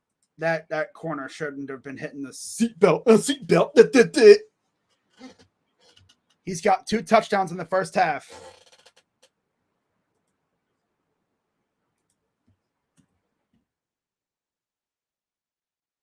All right. Extra point pending. That poor corner had to chase him down all the way across the field, pretty much.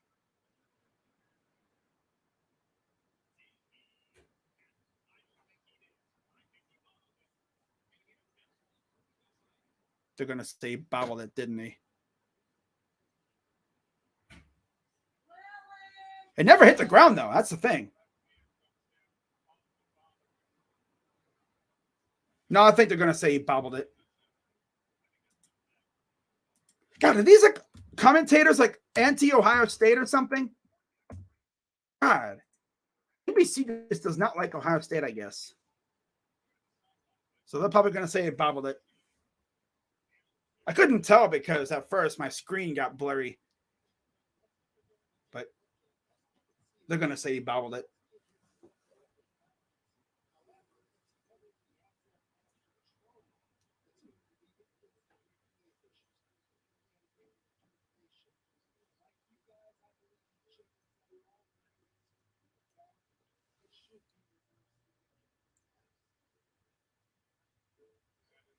Yeah. I don't even think he was in bounds when he caught it, to be honest. He had the foot down, but the ball was bobbling around and everything. I just feel like NBC's commentators just do not like us. I don't know why. Maybe it's just me, but it feels like they just don't like us very much. Yeah.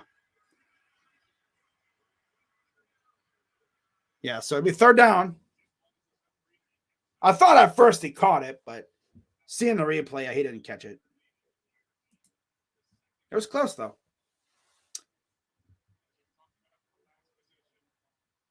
They're like, woo, we stopped them from scoring. But it's 3rd and goal. See what the Buckeyes draw up here and watch it be Devin Brown again.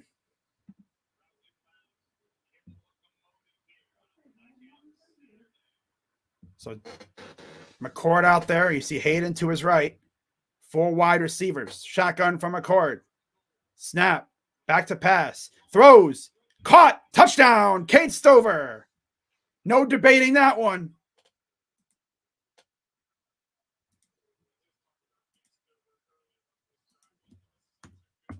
So 1 play later, Buckeyes get on the board anyway. This time it's Cade Stover. In traffic, too. And it looks like they might be trying to go for 2 here. Make it a full 3 possessions. Oh, no, wait. No, they're going to go for the extra point. I thought, that's right. Stover's on on special teams and that. Okay. Here's the extra point. Snap. It's up and good. Oh, I thought for sure. I thought, wait, are they going for 2? No, you don't do that. You go for the 1. Smart choice. So the Buckeyes have scored, I believe, on all their possessions for the most part, aside from, I think, there's like one possession where they didn't score, I don't think. Well, yeah, because they fumbled. Duh. But still. 20-0 Buckeyes. 1 play later, we scored anyway.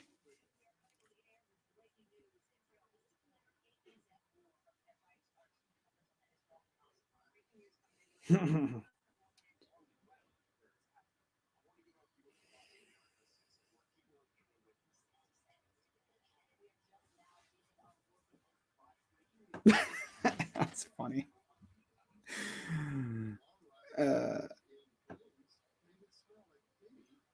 Yeah, I mean, this whole Devin Brown in the red zone thing.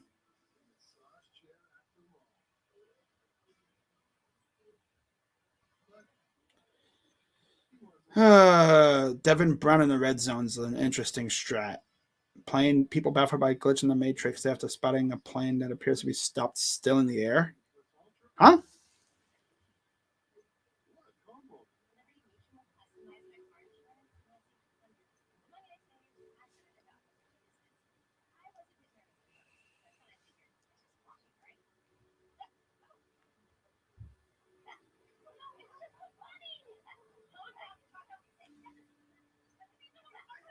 Oh, yeah, it's equaling your speed, bucko. Or something like that. Okay.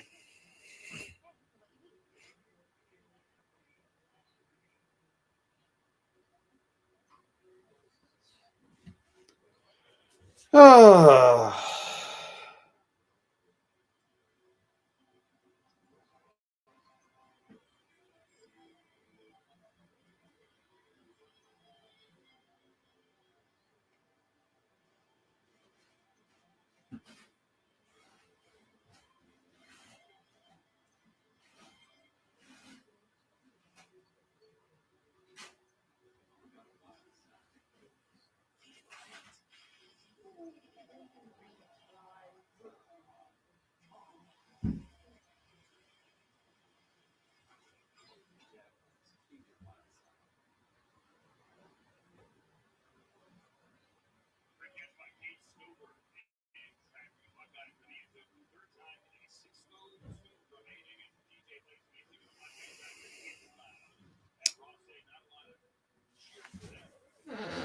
All right, so back to kick it away here is Jaden Fielding. 20-0 Buckeyes. 6:02 to go here in the first half.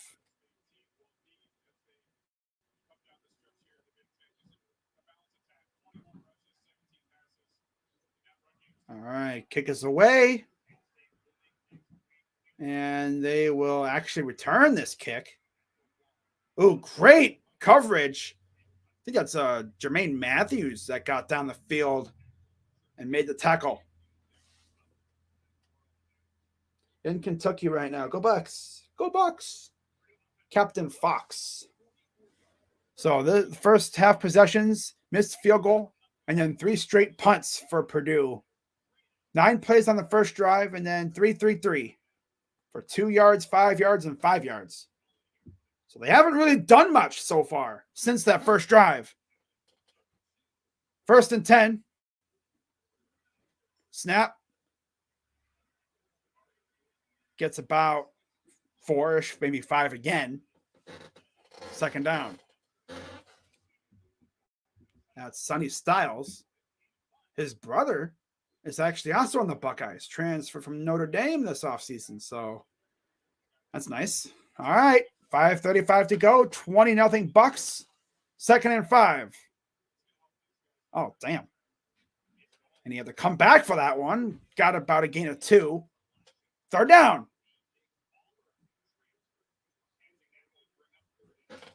They had a blitzer coming up the middle, too, and he blew up the running back. It's 3rd and 1.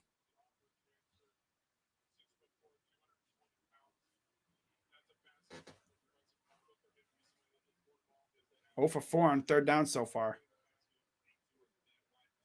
They're going to get the first down on their first third down conversion. Wow. Longest drive since the first drive of the game.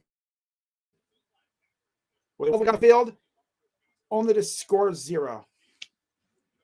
All right, 1st and 10 at the 33-yard line. Card back to pass. Pressure coming. And he's stumbling around. He's just going to throw it. And he throws it out of bounds. Got lucky that there was a player even in the area. That would have been an absolute disaster if he got sacked. Especially if he would have lost the ball. Because there was really nobody else back there. Yeah, like one offensive lineman in the area to try to protect him. That came back with him. Caden Curry. 2nd and 10. Shotgun for Card. Back to pass. Pressure coming again, and he's going down. And look at that. Jack Sawyer got a sack. Wow. So JT and Jack, I believe, both have sacks.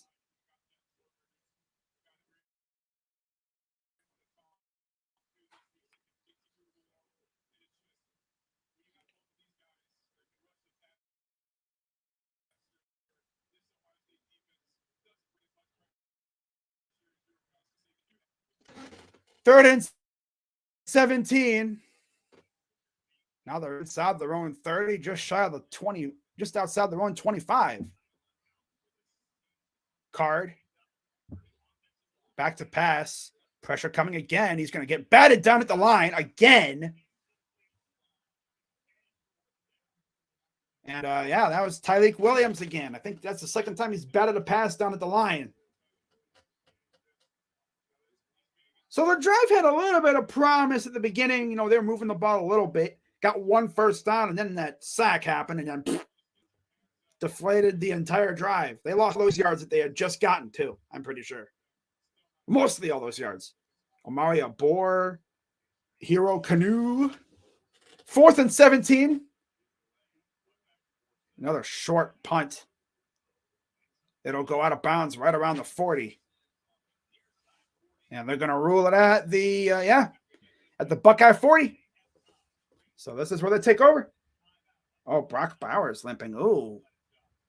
Ouch. That's not good. That's not good at all. But yeah, if you're enjoying this stream, guys, be sure as always to hit the like button, subscribe, hit the bell, and I'll be back tomorrow on StreamYard for Browns and Niners. And then hopefully, if everything goes well, on Monday, I'll be back doing the usual stream, the OBS thing, as I'll be streaming some Cavs basketball. And then Tuesday and Wednesday, I might be doing some baseball, guys. Yeah, we're going to do some Texas Rangers, Houston Astros, maybe. Possibly a D-backs game against the Phillies, too. That'd be cool. Bowers is their whole team right now, yeah, because the rest of their teams has been underachieving. Besides Bowers, McConkey's been all right. Nobody else besides maybe like Dijon Edwards has really shown up much. They don't have much of a run game as they've used to. Compared to what they've used to have, what they've always had, this might be the worst offense they've had, and that's saying much. Well, that's not really saying much, actually, because they still have good weapons, but talent-wise, it's like a lot of who are those people? I mean, they went from like an elite run game to like what they have now. They still have a good offense, don't get me wrong. It's just not as powerful as it used to be. Granted, they also have a new quarterback, Carson Beck. Yeah, Stetson Bennett finally got the heck out of there. He's now in the league somewhere. Brock Bowers and Marvin Harrison are probably going to be top 5 picks in this upcoming draft.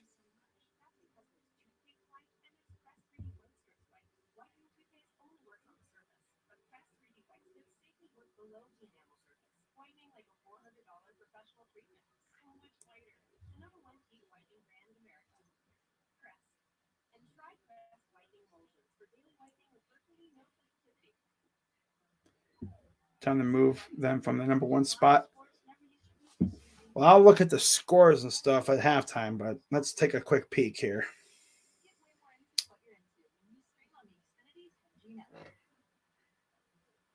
Back at Purdue, and as they struggle on offense, here's one reason why they're missing. This is the right guard. Lupin went off the field Ooh. on a cart. Oh, he's already in street clothes in that cast. Like a boot. That's tough. All right, 1st and 10 for the Buckeyes at their own 40. McCord in the gun, back to pass. Great protection. Caught by Fleming.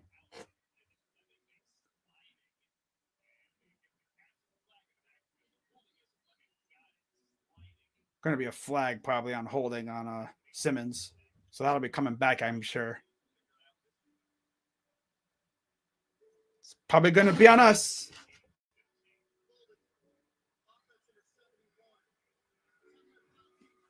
Wow. Holding on Simmons.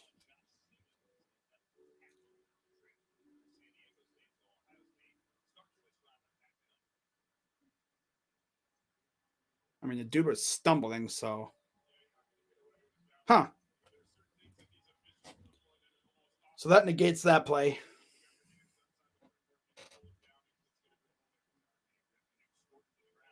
Offensive line was one of our top concerns heading into this season. Now at our own 30, here's McCord, shotgun. They motion G. Scott to the right. Back to pass. Throws again. Off the hands of Harrison. Incomplete.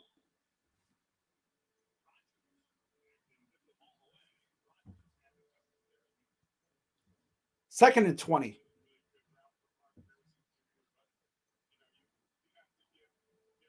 That was right off the elbow. Like right off this part of the arm.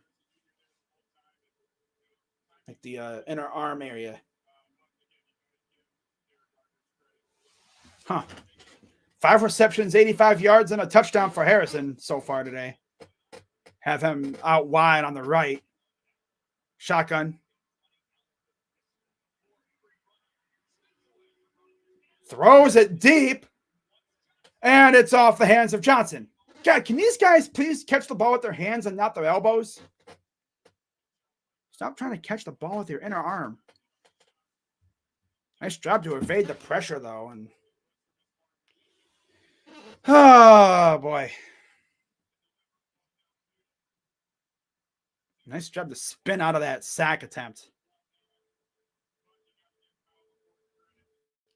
I'm just happy he got rid of that ball. Xavier honestly could have caught that, but that would have been tough with one hand, though. That would have been a tricky play with 2. 9 for 19, 133 yards, 2 touchdowns. Yeah, exactly. And now a flag. Delay of game. Okay, and the offense is derping around now. And it's all because of Simmons out here holding somebody and when they had the first down earlier.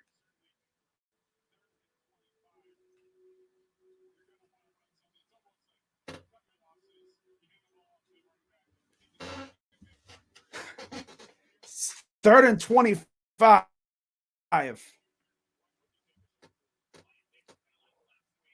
Hands it off, and Johnson going to run for about 5, and that's just a give-up play. 4th down. He's talking to McCord about that delay of game. Simmons. I would definitely rip Simmons a new one because we had a 1st down.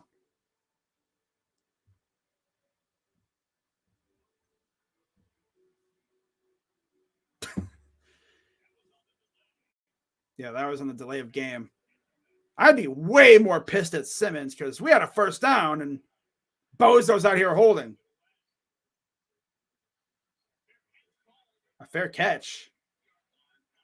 Purdue takes over. Just about 2 minutes. Yeah, literally 2:02 to go here in the first half.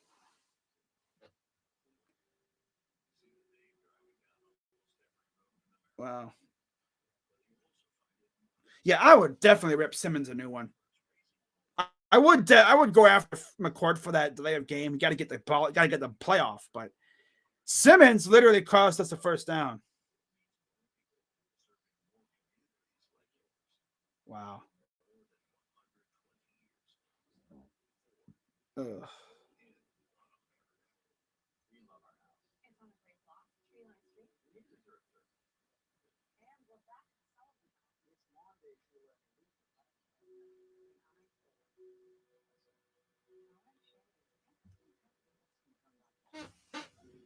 Third jersey schedule, huh? Damn.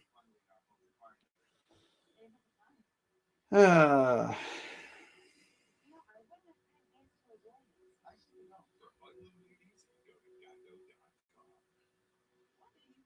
my God, is that really KSI's hair?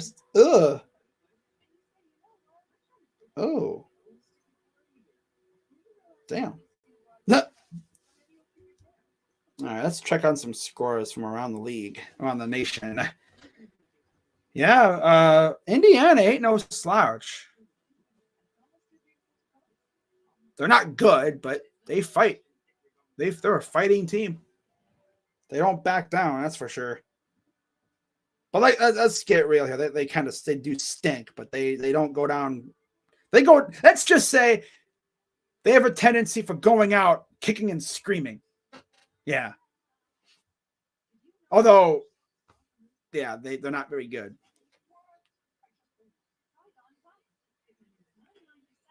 Yeah, team up north is only winning by a touchdown. So they can't come at us for only beating them 20-something to 3. Vanderbilt is losing 24-7. Yeah, I figured that. Saw that coming. 21-6 Bama at halftime. All right. But let's not forget, Purdue made it to the Big Ten title game last year because the Big Ten West was so bad.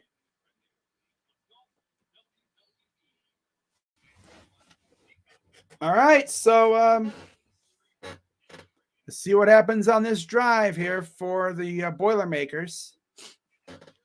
See if the defense can go out here and get a turnover. That'd be great. Last time I said we've been kind of light on turnovers. We got a couple, so let's do that again here, eh?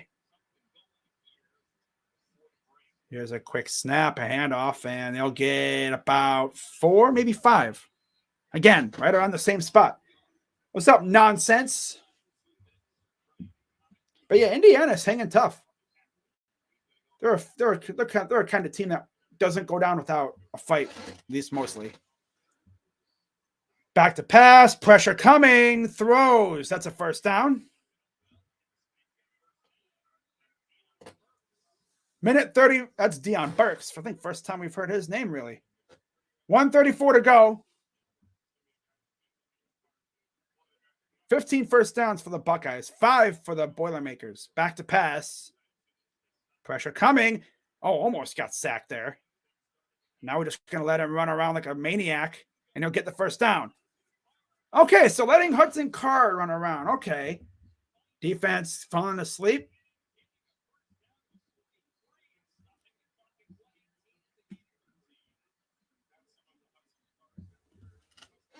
1:18 to go.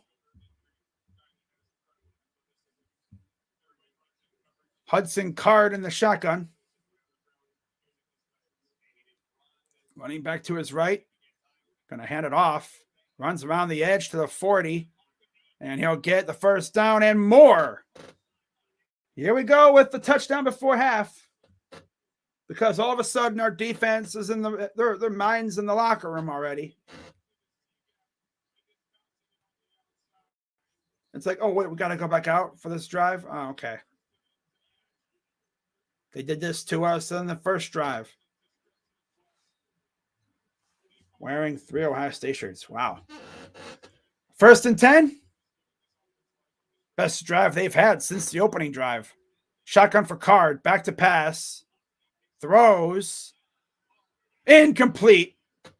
Off the back of, I think that was Igbenoson's helmet. That would have been a tricky pass to complete anyway. But, yeah, Igbenoson was on the coverage there.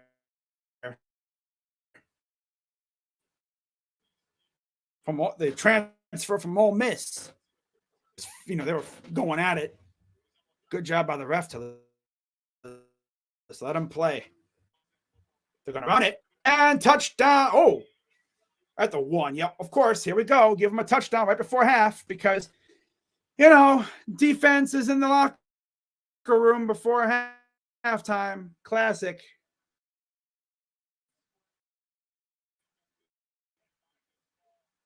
No, defense is in the locker room already. They're mentally in the locker room.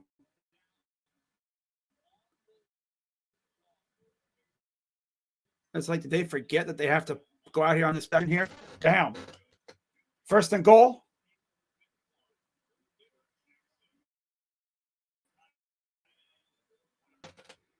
Might have even lost a yard there. But now they got to hurry up. They do have 3 timeouts. I'm surprised they don't use one. Okay, they used the timeout. All right. I was going to say, I'm surprised they haven't used the timeout yet.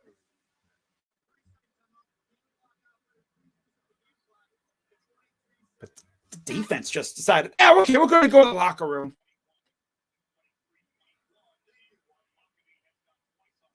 Ryan Day screaming at everyone.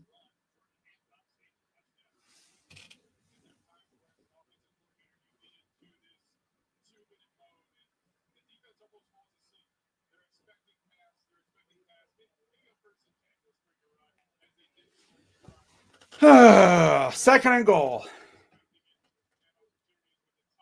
Larry Johnson, the D-line coach.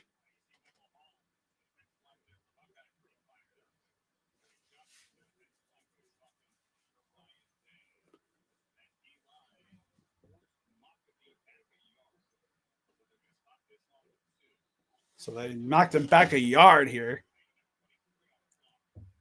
23 seconds left. 2 timeouts for Purdue. He lost another yard. And there's a flag. Wouldn't be shocked if this was holding. Yep. It's going to be on Purdue. Back them up even more.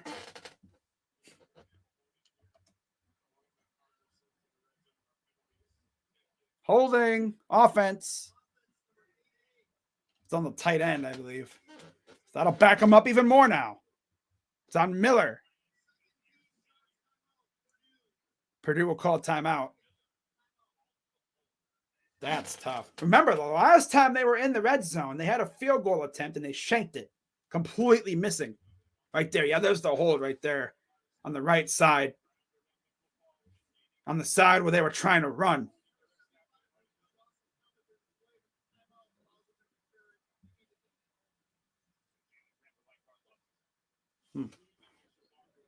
Be nice if we can get a turnover here. Imagine like a 95-yard, 98, 90-some yard pick 6 or something. Fumble, scoop, and score by a big man.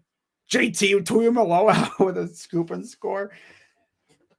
I don't know why, but I get enjoyment out of watching big men try to run the ball into the end zone on like that kind of stuff. Just really goes to show you how in shape they are.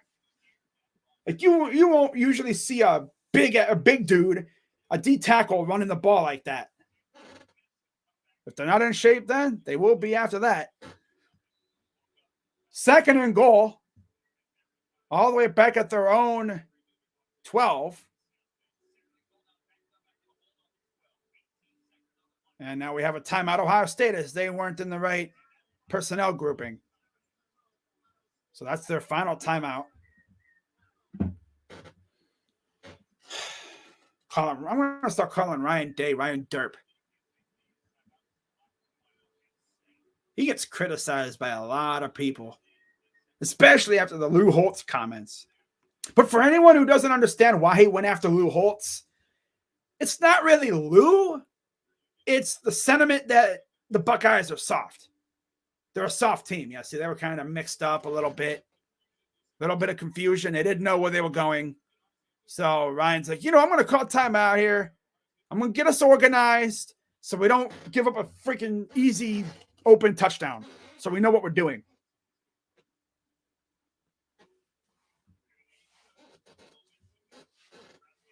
All right. 18 seconds to go at their own 12. A turnover here would be amazing. Keep them off the board. 2nd and goal. Card in the gun. Back to pass. Pressure coming. He's going to roll. Throws. Oh, incomplete. In the back of the end zone. Coverage by Denzel Burke. Trying to go to Dixon Veal. 3rd down. I will tolerate giving up only 3 points on this drive. I'll tolerate giving up 3. I'll take 0. I want 0, but I'll tolerate giving up 3.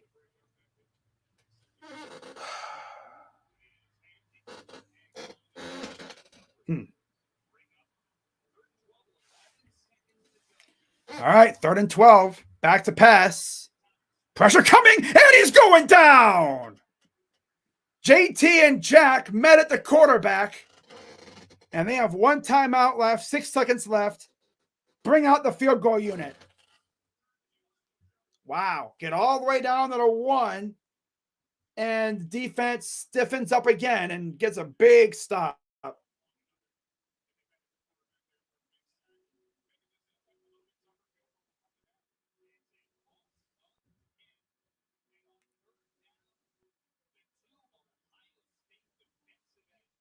Those 2 guys have been criticized too because they don't really get sacks like that.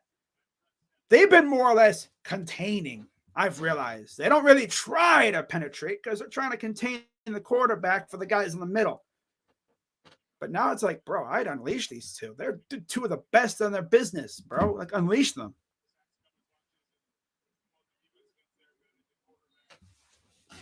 So 4th and goal here. Another attempt at a field goal.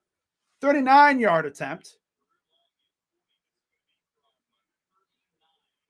Wind is blowing a little bit here. Snap. It's up. And it doinked. And it's no good again.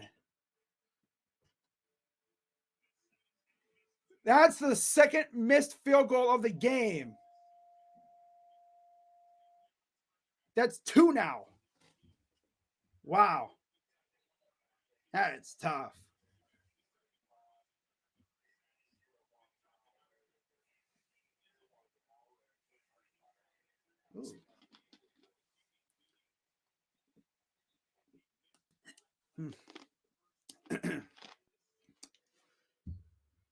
Oh, man. 2 missed kicks now, and the Buckeyes give up 0 points in the first half. Probably the best drive they've had all game, and they get 0 points out of it. So we're at halftime now, guys.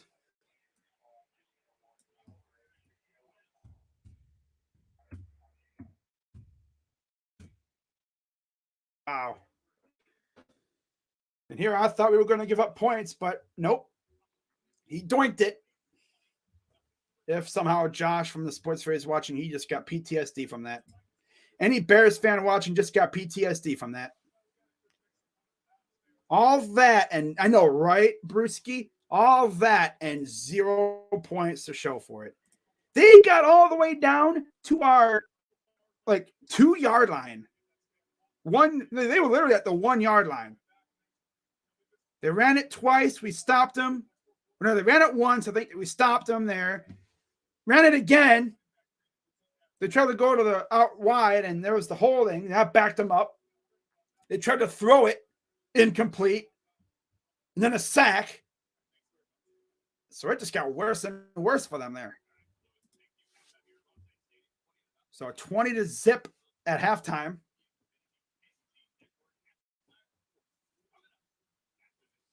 All right, so we give up 0 points in the first half. Good stuff.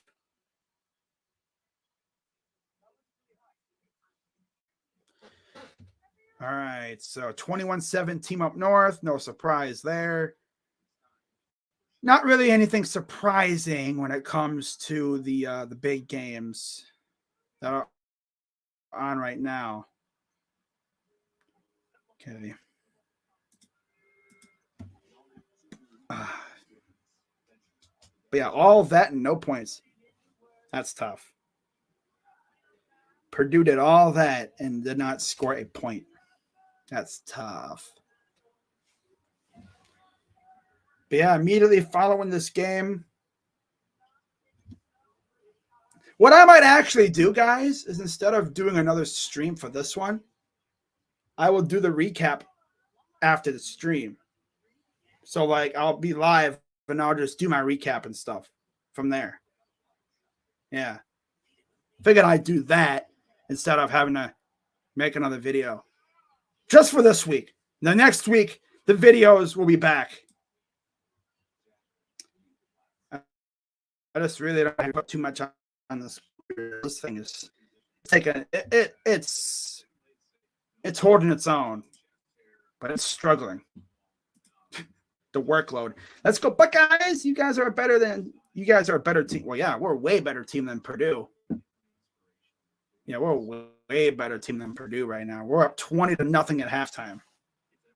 Big time. Yeah. Josh Dobbs looks ready for Sunday. Good to know. All right. So passing, Kyle McCord, 9 of 18, 133 yards, 2 touchdowns. Devin Brown threw 1 pass, incomplete. Of course, they threw it at G. Scott's feet earlier. On the ground, Dallin Hay, 5 carries, 43 yards.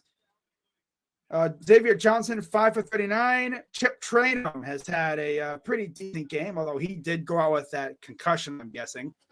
USC Notre Dame at 7 p.m. tonight. Should be a banger back in South Bend. They're back in South Bend for the first time since we beat them there. So see how that one goes. Chip Traynham, 6 for 28. Devin Brown, 4 for 17 and a touchdown. Kyle McCord, 2 for 11. So not a whole lot besides Dallin Hayden and Xavier Johnson, of course. No Travion Henderson, no Mayan Williams. And then Chip out with, I'm guessing, a concussion of some sort. Through the air, Marvin Harrison Jr., 5 receptions, 85 yards and a touchdown. Kate Stover, 3 for 39 and a touchdown. And Chip has 1 for 9 yards. Brown fumbled. And then defensively, we have 3 sacks. 1.5 from Sawyer and Tuimoloau. Those 2 guys have gotten all the sacks. Yeah, they each have essentially 1 apiece, and then they shared a sack. On the last sack, where they both met at Hudson Card. Meet at the Card. And then nothing else really to talk about there. So, yeah, let's go look at some other scores now from week 7. Let's look at the top 25. Although, again, there's not a whole lot of teams in action right now in the top 25. But, yeah, not a lot of games. 24-7 Georgia over Vanderbilt at halftime. 21-7 team up north over Indiana. Okay. Oh, they got Sorsby at quarterback for Indiana. Or at least he's rushing. Really? Damn. And then Ohio State winning over Purdue. Florida State beating Syracuse 17-3. No surprise there. Syracuse really isn't all that. 21-6 Bama over Arkansas. Yeah. Not really anything uber impressive going on there. So, yeah. All right. Are we 5-0? Yes, we are. We are 5-0. Showing the Stanford Cardinal going into Colorado last night and beating. Yeah, beating Colorado. That was interesting last night. I watched a little bit of that game. I was alternating between that game and the preseason the basketball game. I think I started watching that Stanford game when it was like 29-19, I think it was. Right around there. That's when I really started paying attention to it. And then Stanford cut it to 3. And then Colorado scored again. I thought that was it. I thought Colorado scored again. I thought, yep, that's good. I think they're good. They're going to be fine. And then it all just deteriorated from there for the Buffaloes. People wanted to score early in the OSU not sleepwalk. They did exactly that. And you're still crying. Buckeye, it's a Buckeye thing to do. Cry.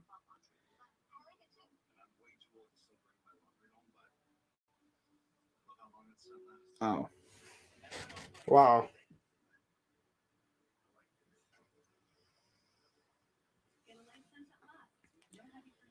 Two best drives of the day for Purdue ended up in missed field goals. That's tough. We win this, we'll be 6-0. Yep. With Penn State coming up next week. Can't believe it's already almost week 8 of the freaking college season already. Isn't that nuts? God, it feels like it should be week 1, and here we are already, week 7. Before you know it, it'll be college bowl season.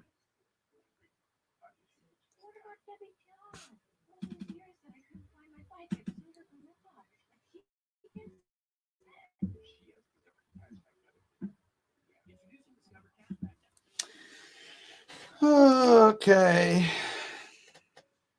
Wait, we're at halftime now.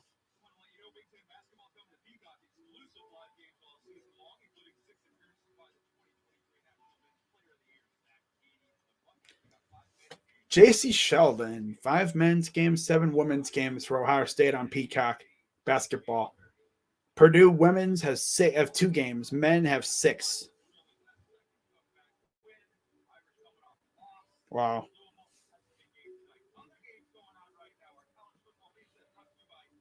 Konechny scored. Wow. Wait, they're playing already? Wow.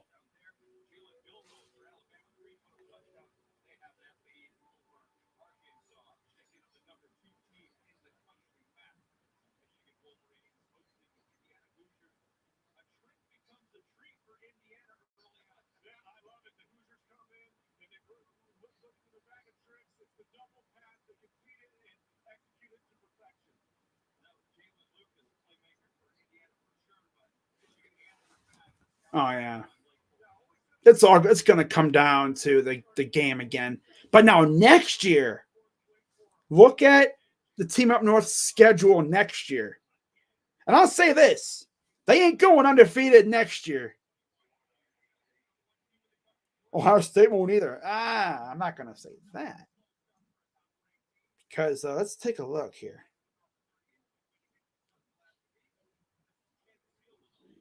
Because like I said in a video on my other channel, by the way, go check out that other channel if you haven't already. It's fucking crazy.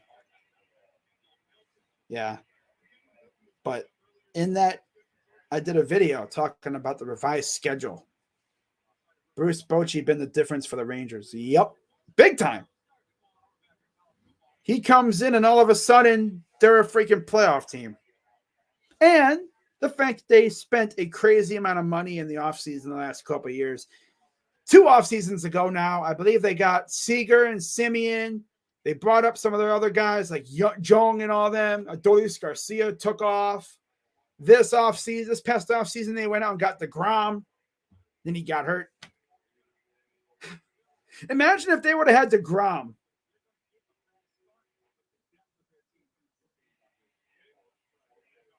Wow. Teddy Bridgewater. Huh, personal reasons. We'll travel separately, huh? It's tough. All right, let's go look at FBS schedule.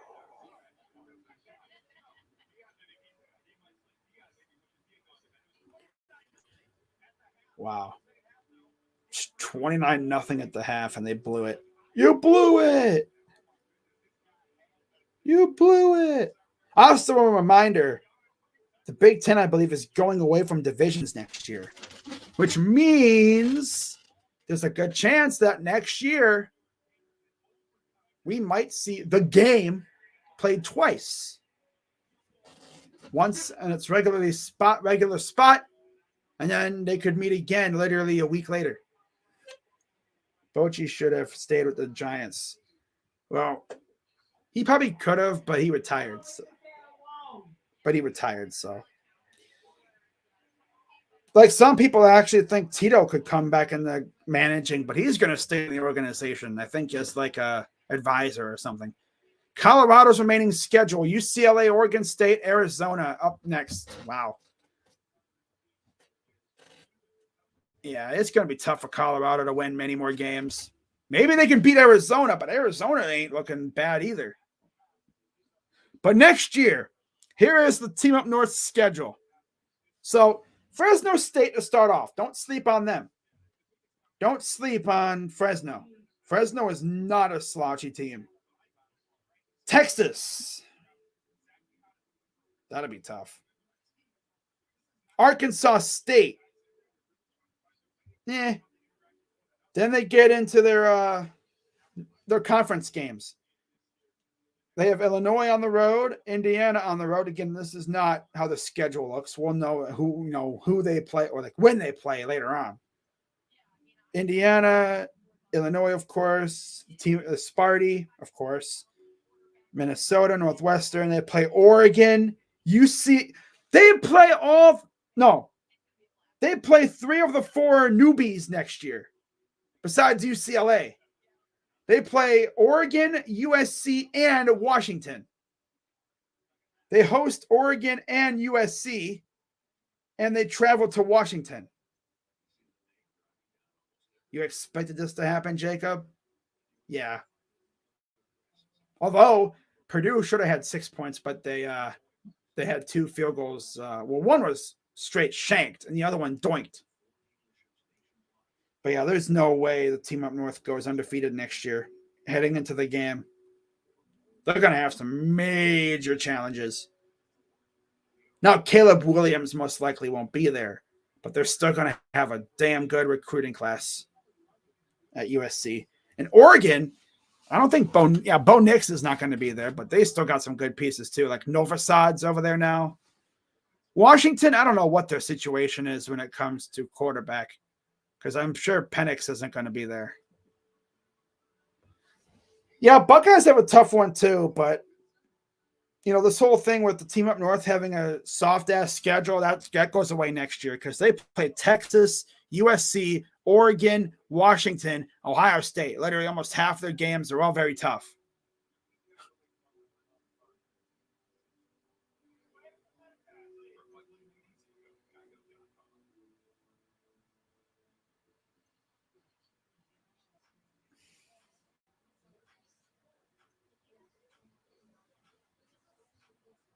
Kyle Rudolph.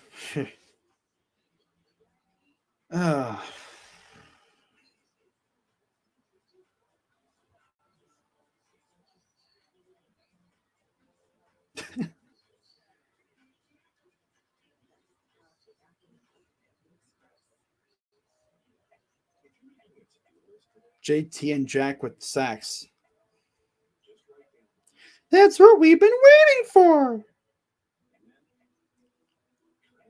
What the hell is this?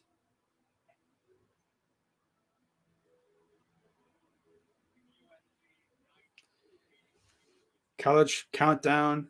Illinois, Maryland later today, and then USC Notre Dame at 7 on NBC and Peacock. This game is exclusively on Peacock, so there's no NBC on it. Because obviously, if it was on NBC, I wouldn't be watching on Peacock right now.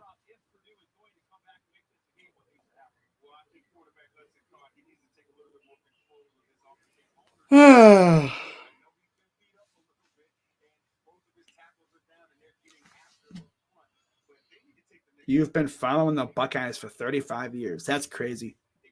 I've been following the Buckeyes for really 24-ish. I'd say 20 years. I didn't really get into college ball, like understanding what was going on until I was about like 8 or 9. Well, actually, no, I'd say even younger than that. Probably like 6 or 7. Yeah. So, like I said, I've been really following Buckeye ball for like 20 some years.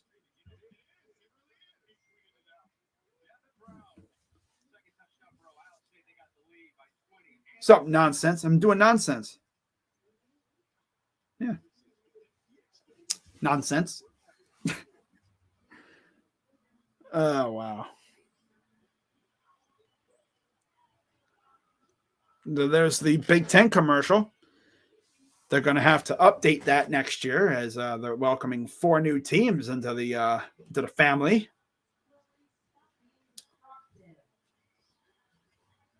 Wow. Rutgers. I've been an Ohio State fan since 2014. Nice.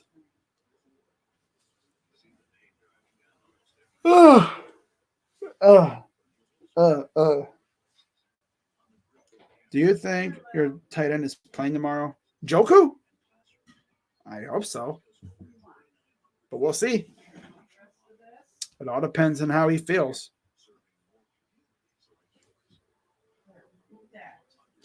I mean, he played 2 weeks ago, like right after the burns, so we'll see. I hope he does play, but if he doesn't, that just means Jordan Akins has to step up.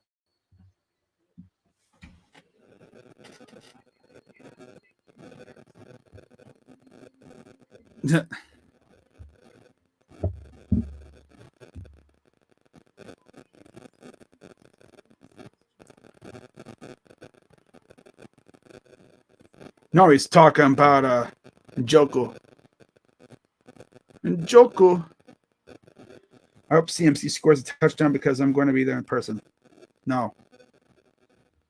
He probably will, though. He probably will score.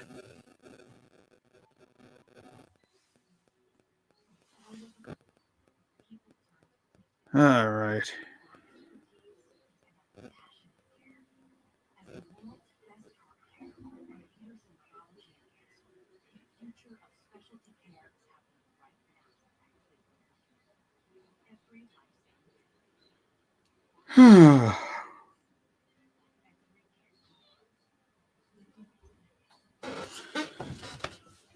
Go Bucks. Yeah.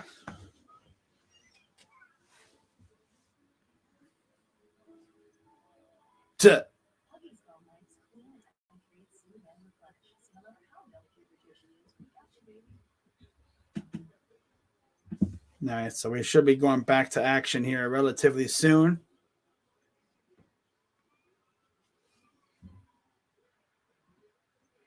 All right.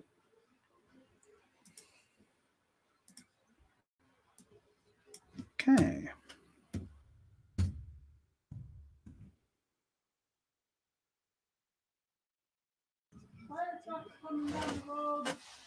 I'll be right back, guys.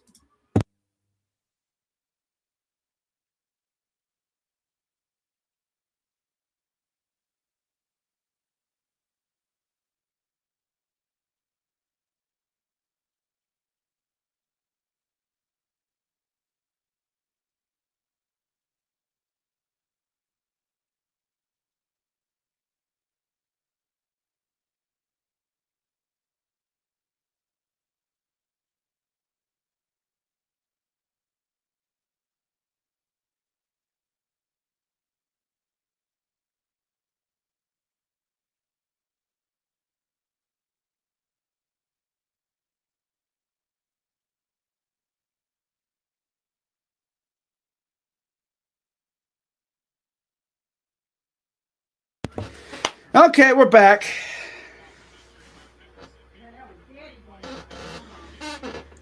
All right.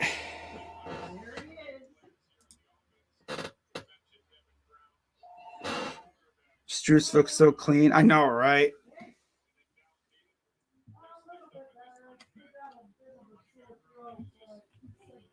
Yeah, Struce looks so good. So the Buckeyes will get the ball here to start the third quarter. Up 20-0. And here's the kick. Short kick. It'll be returned. And Xavier Johnson will take it to the 32-ish yard, 33-yard line. All right, so Kyle McCord coming back out after a pretty solid first half. It was a good first half, to say the least. I mean, little chippy, a little off. I think they scored a touchdown on 3 of their 5 drives. Yeah. But 1st and 10. 3 of the drives, yeah, because then they punted on that drive that failed before the half. Actually, technically 6 drives. Shotgun, snap, play action, throws, caught by Fleming near the first down. He'll be about a yard shy and be 2nd and 1. Watching the game on TV. All right, cool. There's the drives, touchdown, fumble, touchdown, punt, half. So like I said, 3 of the 6 drives we scored on. Should have scored on 4 of the 6, but fumbled in the end zone right before he got there. Shotgun from McCord. What the heck was... Oh, that's a funky looking play. And here's Xavier Johnson. Big run. It was like a reverse fake almost that wound up being a pass to Xavier for the big first down. He had that defense looking like, yo, where'd the ball go? The fake. Then he runs it. Late pass to Johnson. Good blocking upfield. They're getting in their bag a little bit. I like that. Keeping the defense off balance a little bit. They don't know where the ball's going. Shotgun. Play action. Rolls. Chucks it deep to... Oh, there's the flag. Fleming was in the space. And they're going to get push off on the Boilermakers, I believe. What jersey should I wear for opening night? Spider. Yeah, defense. Again, in the NCAA, it's not a spot foul.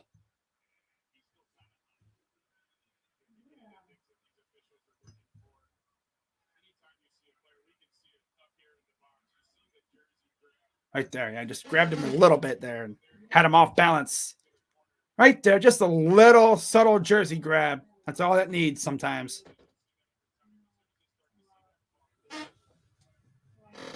All right. 3rd penalty of the game for Purdue. 1st and 10. And here's a run. And there's Hayden. Big run inside the 5 again. Hayden's... They should have had him playing last week, bro. They should have had him playing a little bit last week. Really maximize the depth of our running backs, man. Utilize that depth. Keep our guys healthy and fresh. Don't run them into the ground. Here's McCord. Throws. Caught. Nope. Dropped last second. Trying to go to Harrison again. I'm waiting for McCord to roll to his right and then throw it to the left to a wide open dude or something. So he had it, but the arm of the defender got in there and Harrison just couldn't get to it really with his other hand. 2nd and goal as Harrison comes out for a break. Just run it with freaking Hayden here. Shotgun. Snap. Play action. Chucks it. Oh, flag again in the end zone. That'll put him at the 1 yard line again, just trying to get it to Fleming, and Brown just getting grabby. Yep. In the back of the end zone. So he's grabbing him already right there. Then he's like got him in a bear hug almost. And these receivers are so hard to contain because pretty hard hit on McCord too. He was grabbing all over him. So that'll put it at the 1.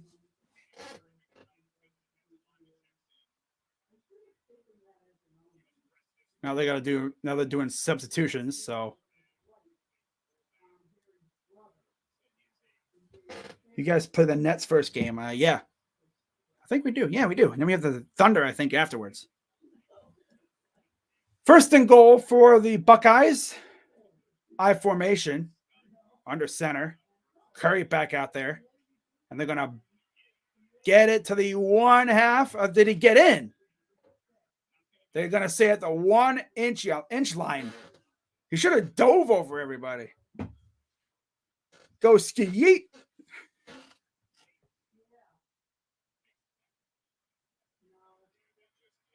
Just barely shy. Yeah, so there's Hayden. So yeah, he was down at like the 1 inch line. Don't try to overdo it. We're at the 1 inch line. And they try to get in there that time. And I believe he did get in this time. Yep, touchdown Buckeyes. Okay. That's what I'm saying, man. Keep it simple. Just run it with Hayden. 26-0.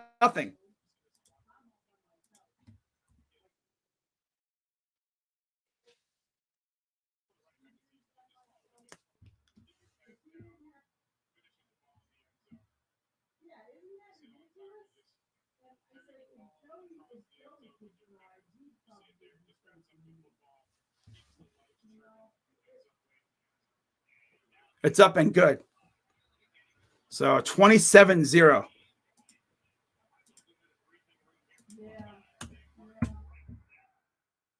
Buckeyes looking like they're in firm control right now. Dallin Hayden should have played last week. Gets in the end zone this week.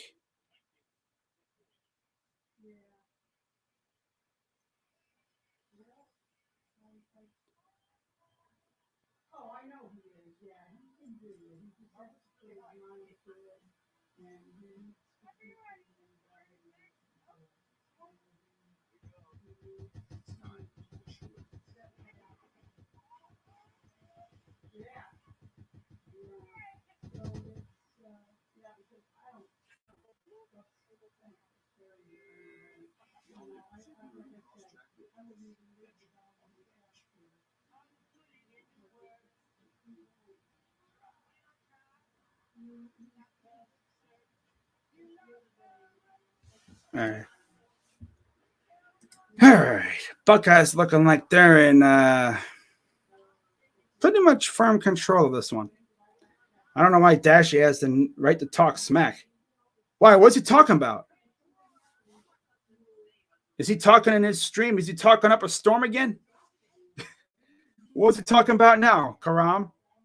I'm not watching his stream. I know he's doing a stream with Where You Hiding. But what's he talking about? Oh, the bull. Oh, that's what you're talking about. Thunder and Bulls. Okay. I thought, wait, what? What is he talking about?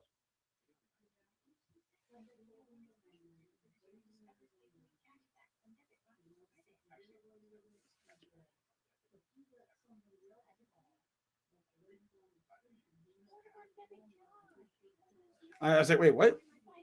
He's like, have fun missing the playoffs. To you?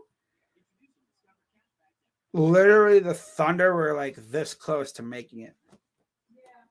I mean, yeah, to be fair, the Bulls were in the play-in too, but when it comes to teams with a bright future, Thunder have a nice future. Shea Gilgeous-Alexander, they have Dort, Chet Holmgren's looking like a stud.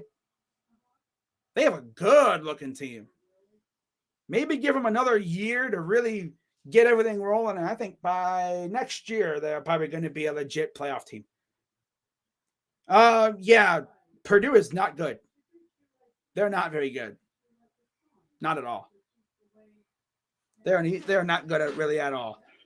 They're not they're not like Northwestern bad, but they're not very good. Yeah, rain is starting to come down again, so this will make things very interesting. Kick is away, and it'll go into the end zone for a touchback. All right, 12:24 to go here in the third. Buckeyes up comfortably, 27-0. Dallin Hayden looking like a breath of fresh air at the running back position. Running game didn't really do much last week. This week, the running game has been very effective. Dallin Hayden just giving us that speed that we didn't really have last week. Mayan Williams and Chip Trainum, two bruisers. You can tell they missed Trey Henderson. So 12:24 to go, 1st and 10 for the Boilermakers. And that one gets bottled up. Loss of maybe 2. They're going to say 1.5. Penn State. Ohio State plays Penn State next week at noon. 8 rushes, 63 yards for Hayden. He didn't have a run at all so far this year. 2nd and 11. Card in the gun. Buckeyes crowd in the line. Back to pass. Pressure coming. Had to throw it at the ground, I thought, but I guess it got caught. I thought he dropped it for some reason. Man, no. He really had to get rid of that ball. 3rd down.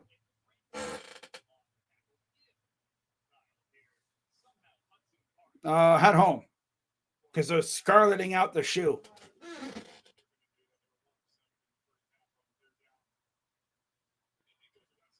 All right. Bunch triple to the left. Shotgun for Card.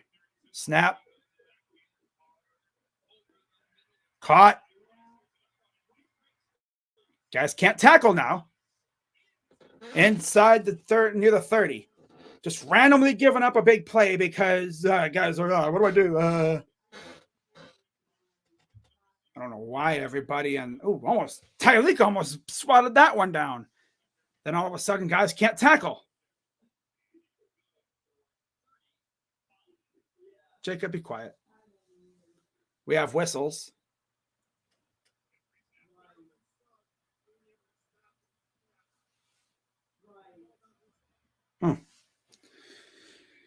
Jacob, stop it. I don't even know what the score is right now in fantasy. Let me check. Oh, wow, you're beating me 1.60 to 0 because I haven't had anyone playing yet. I did have Sky Moore, but he's on my bench. Look at that. Missed field goal and like 4 straight punts and then another missed field goal. That's tough. Here's another run that goes for a couple. Barely got maybe 2 or 3 yards just by falling forward. JB, I mean, he's better than Beeline, but he can be such a dunderhead sometimes. He's so stingy with rotations, too. That's my biggest gripe is his rotations. 2nd and 8. Shotgun for Card. Snap. Oh, almost. It's incomplete. Pressure coming again, and he had to get rid of it. You know that mental clock in Card's head is going turbo speed because he's been sacked 3 times by 2 guys. 1.5 each for JT and Jack. And he's always got to worry about a linebacker or a safety coming up and trying to take his head off. 3rd and 8 now. Shotgun for Card. Man in motion. Snap. They're going to try to run it. And that goes nowhere. Loss of like 2. And there is Cody Simon getting a getting a stop, a tackle. Fans starting to boo a little bit. Running that ball there and just really no penetration. No. The offensive line had no push. Linebackers just were able to get through there and break it up. So 4th and 9, and they're going for it now. They have no choice. They have to go for it. Snap, back to pass, Sawyer. And it's off the back, and there's a flag.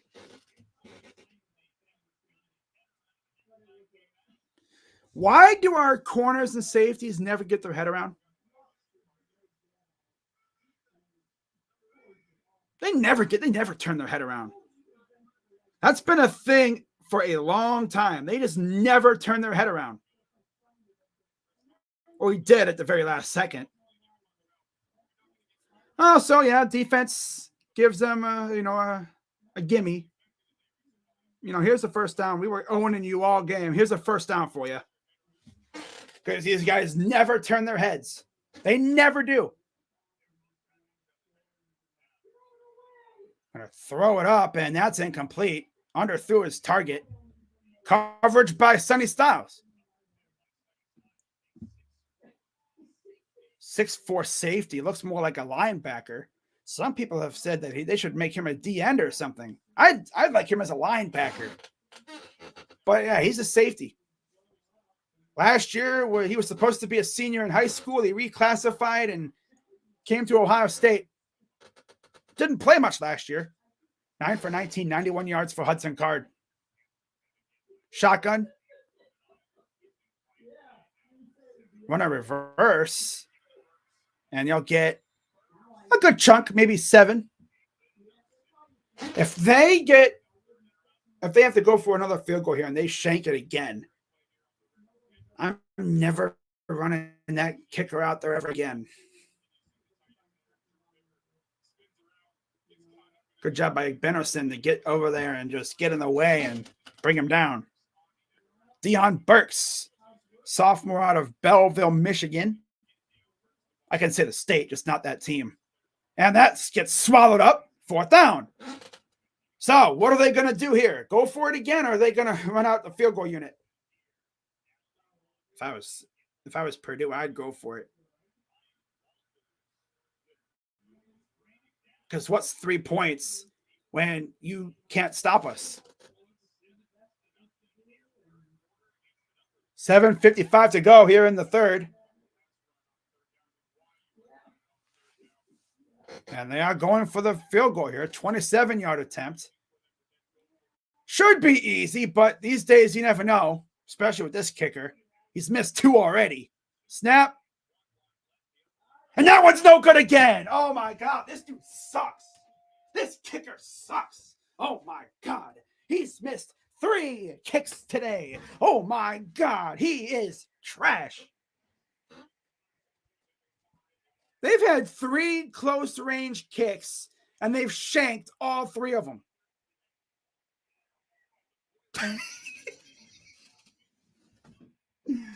Oh, my God. Why even go for the field goal? You're down 27-0. Go for it. Because why does it matter? Oh, we scored 3 points. At that point, you're just trying to get points. 3 missed kicks, bro. And they've all been relatively close range, too. But this kicker sucks. Oh, my God. He sucks. This Purdue kicker stinks. It takes talent to shank 2 of them and doink 1 of them. Man.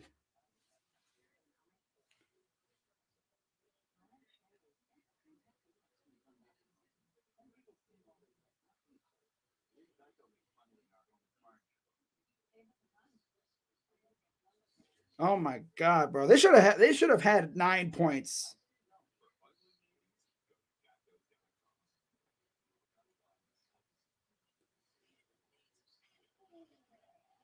Someone on Twitter said this should have easily been 42. Yeah, this should at least be 42-0 at least right now.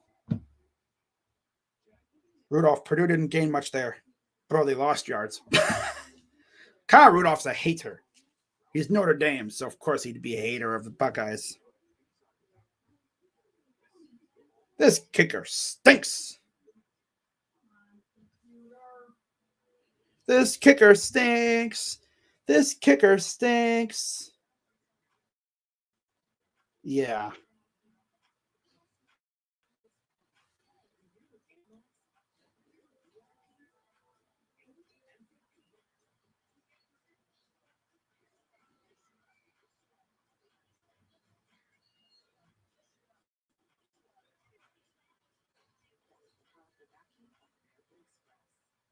So I'm glad we have a good kicker.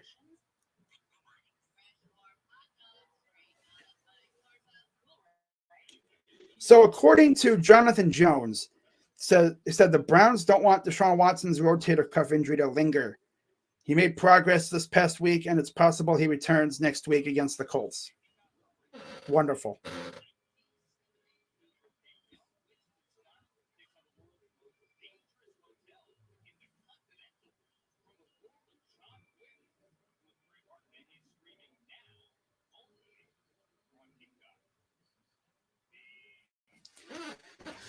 All right. So 3 field goals missed by Macias. They've all been really close range, too.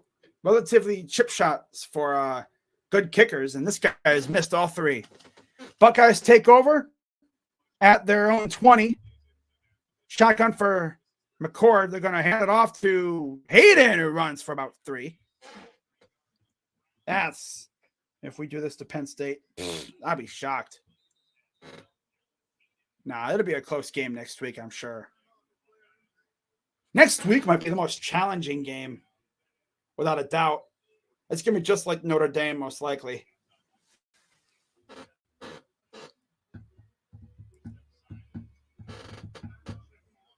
So they got an injured player they got to deal with. But this kicker literally just missed 3 kicks. I wouldn't trust him to go back out there again this game. I would go for it if I was in that situation again. I mean, the next time they get the ball, that could easily be 34-0. Now, we did miss an extra point earlier, but yeah, looks like we've recovered pretty much, so that's good.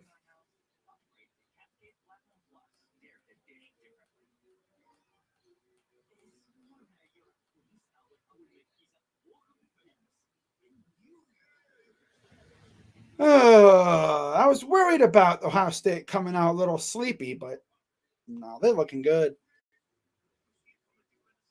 They're looking real good. I was worried that this was going to be just like that Northwestern game last year.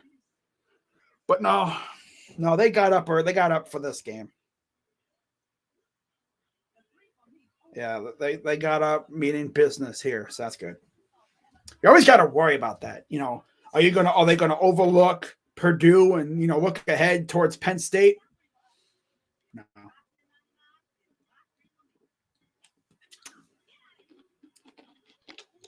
You knew that Ryan Day was going to have these guys ready.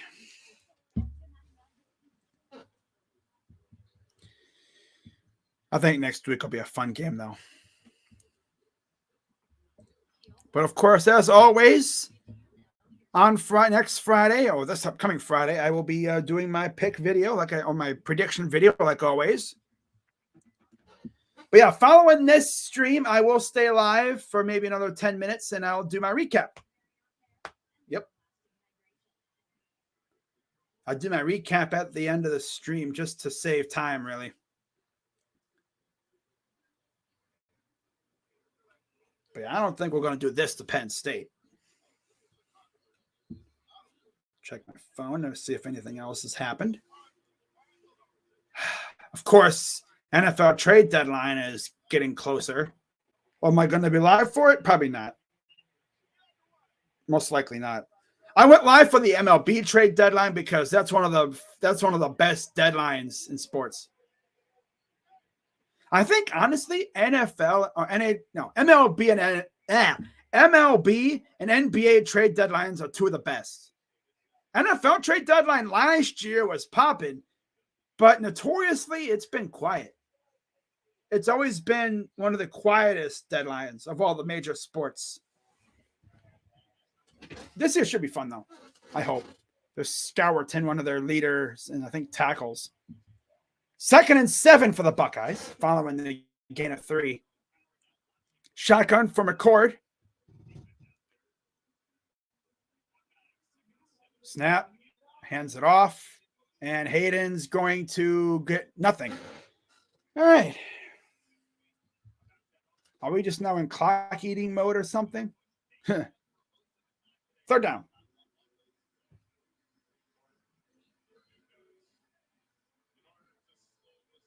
But yeah, heading into this game, everyone was talking about the run game last week and how bad it was. So far, it hasn't looked too bad, though. Run game has looked much better this week. Granted, it's against Purdue, but still. Shotgun, back to pass, looking, throws, caught. That's Carnell Tate, 1st down and more. Look at the freshman getting some run out there. Carnell Tate from Florida, huh? IMG Academy.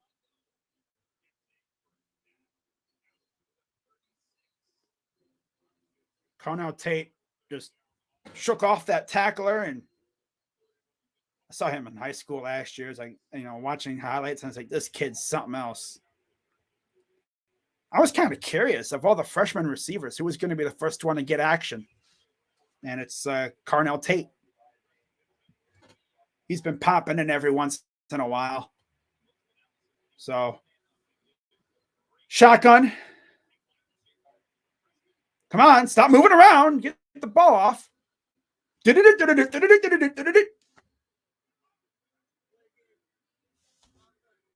Xavier Johnson could just stay on one spot, we'll be fine. Right, left, right, left, right, left. He's like, come on. He's like, come on. Come on. Lock in, man. Come on, lock in. Damn it. 1st and 15. Back to pass. Charges it deep. He's got him wide open. That's Carnell Tate. And for some reason, he slowed down. I think he was trying to time it where he could shake off the tackler and go to the end zone. But big catch for the freshman. Look at the freshman getting some action. Yeah, that's what happened. He was slowing down for some reason. I think that's weird. Why did he slow down? Bro, keep going. I think he was trying to maybe shake off the tacklers or something. I don't know. Or he saw they were coming and he just didn't want to protect the ball. Here's pass, caught, Stover, touchdown, Buckeyes. 33-0, pending extra point. Yeah.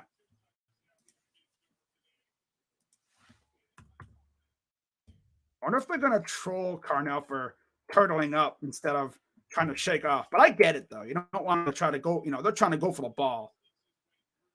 But, yeah, we're cooking their secondary as you'd expect. So here's another extra point for fielding. Snap. Up and good. All right. So there you go. Oh, hang on. Gotta fix it here. 34-0 Buckeyes.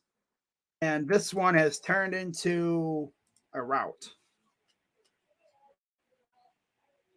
All right, I'll be right back, guys. I'll be right back.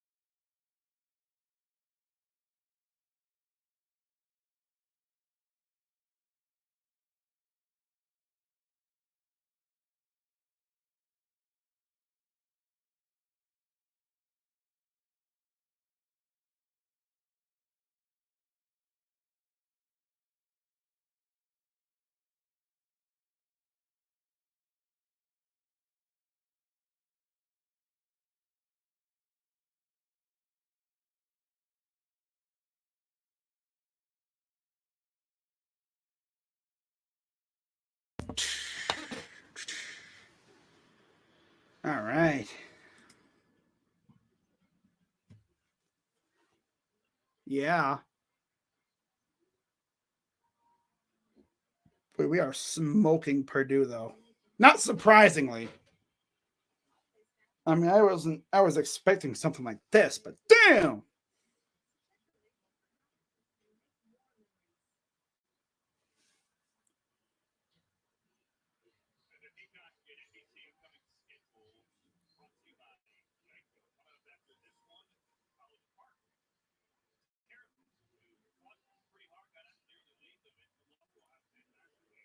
Aiden Breland committed to Oregon. Ooh.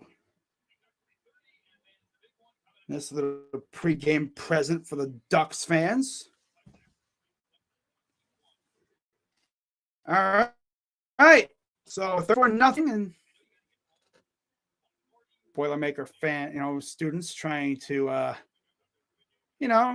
guess stay lit. I guess just keep the energy going in the rain. And it'll go out of bounds. And Purdue will get the ball in pretty good field position.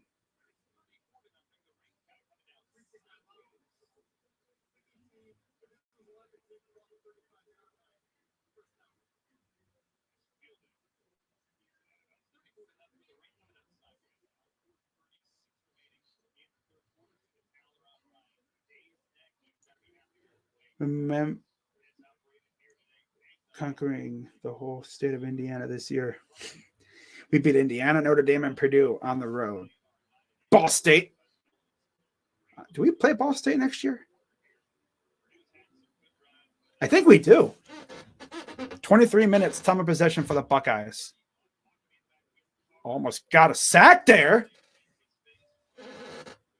And the only thing that slowed down the pass rusher was the fact that Card kind of do a little pump fake to try to slow him down. And yeah, he almost got whacked. If he wasn't careful. So 2nd and 10, 4:32 to go here in the third quarter. Rain's coming down pretty good at Ross-Ade. It's been gloomy all day, all game. Raining since early this morning. Back to pass. Pressure coming, and yeah, he met by a couple of defenders, and he'll take it to the 40. They're going to say he got it about the 41-yard line. What's up, Daniel? Happy I'm not watching this game because of the blowout. Yeah, it would have been – a lot of people would have tuned out anyway, watching other games. But this is what we need to do to bad teams. Blow the doors off of them. 3rd and 5 for the Boilermakers. Shotgun for Card. Back to pass. Pressure coming. Oh, that was a dangerous pass over everybody's head. Lucky it wasn't picked. And they're going to keep the offense on the field? No? Nope. They're taking them off. Punter's coming in.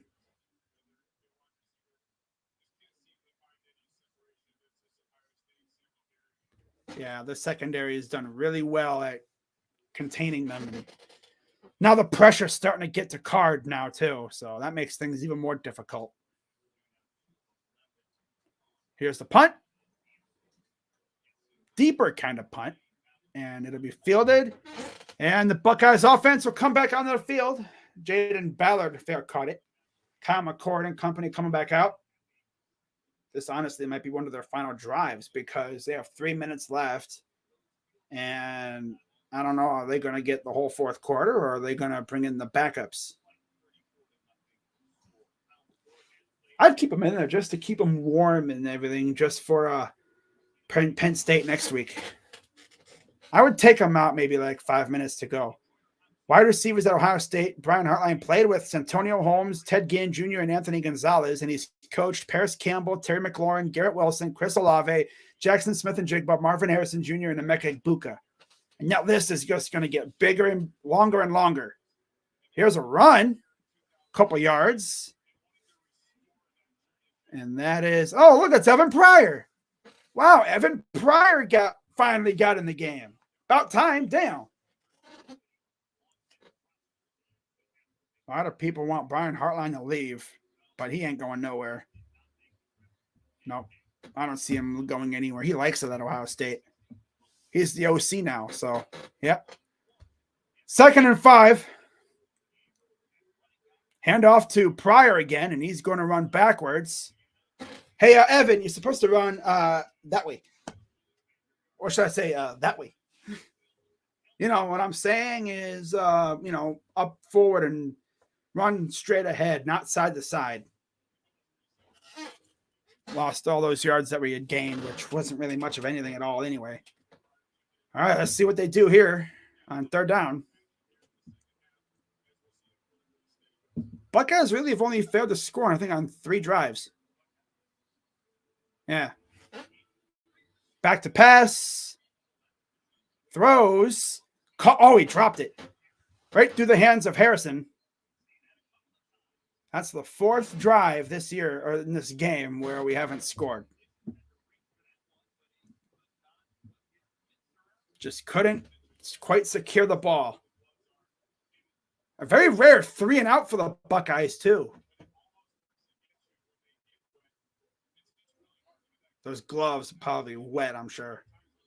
I would honestly ditch the gloves and just go regular hands. I would have changed gloves at halftime because those things got to be waterlogged at this point. Here's the punt. A very rare punt for the Buckeyes in this game. Missed tackle. Missed tackle. There's the tackles. Missed tackle, missed tackle, missed tackle. That was Cody Simon on the tackle. Yeah, all right. Are the Purdue Boilermakers actually going to score? Here's highlights from 2018. David Blow and I almost said Ronnie Bell. No, it's David Bell. And there's Bailey with the pick 6. Well, no stunning year, that's for sure. 34-0 Buckeyes. 1st and 10 for the Boilermakers. Shotgun for Card, back to pass. Throws. Overthrows his man. Just a little too high for his receiver.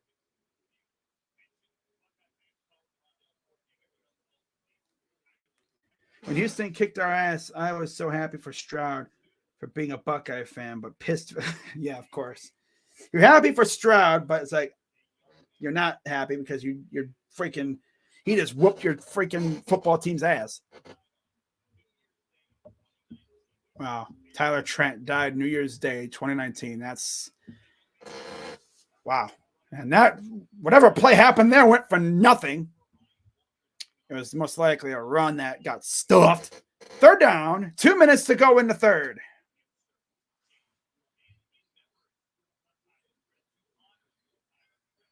Hammered down cancer.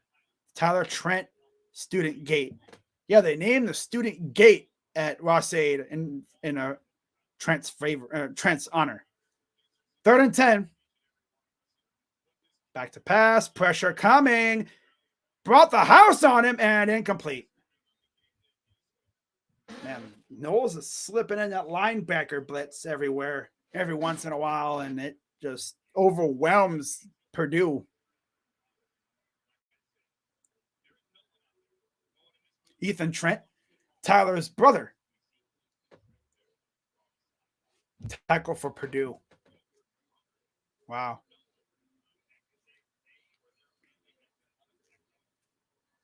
So another punt coming up for Purdue.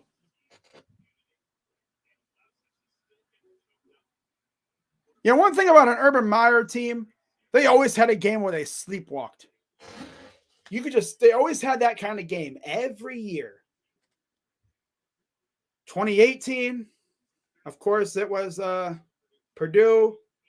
What was it, the year prior to that? It was Iowa. There's always been that game where they sleepwalked. Okay, let's see. Looks like these starters have been taken out, I'm sure.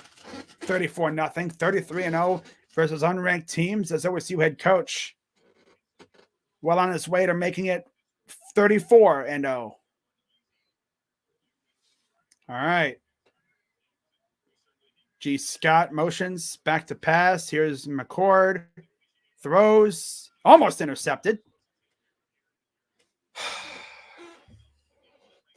Just barely got off the ground there. Buckeyes well on their way to 6-0 on the season. Penn State on the schedule next week. At home at noon. You already know I'll be right here waiting for that one. 2nd and 10. Shotgun. Hands it off to Pryor.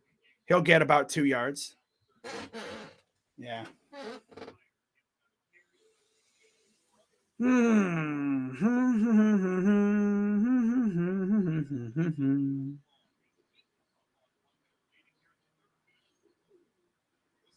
right.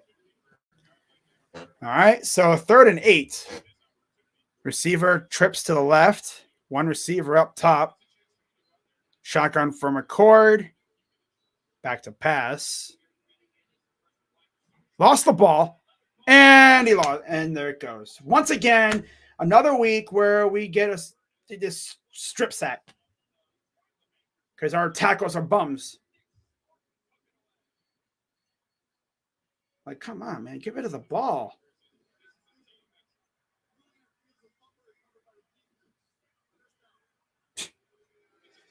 These tackles, man. Like, that was our number one worry this year. Tackles. Dude just ran right past Fryer. Just straight up said, give me that.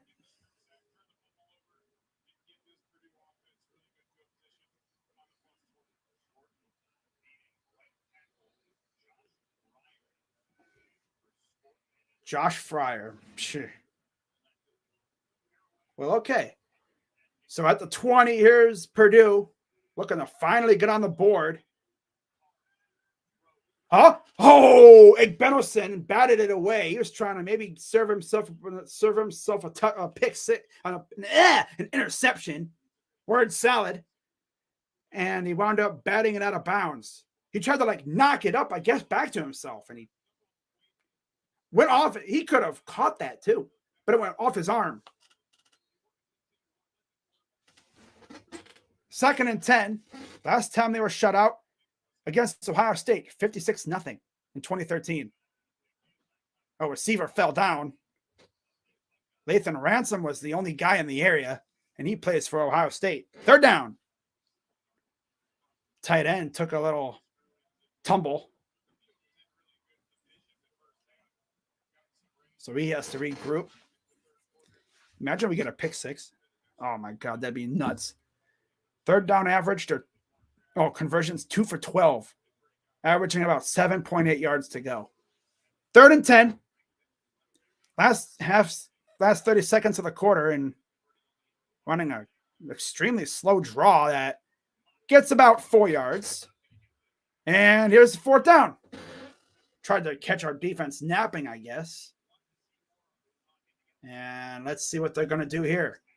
Going for it. Yeah, they're bringing in. Yeah, they're going for it here. They've tried 3 field goals down here, and they've missed all 3. All right, so here we go. 4th and 7. Jermaine Matthews down there at corner. Huh. Another timeout. Oh, end of the 3rd quarter. Okay. All right. End of the 3rd quarter.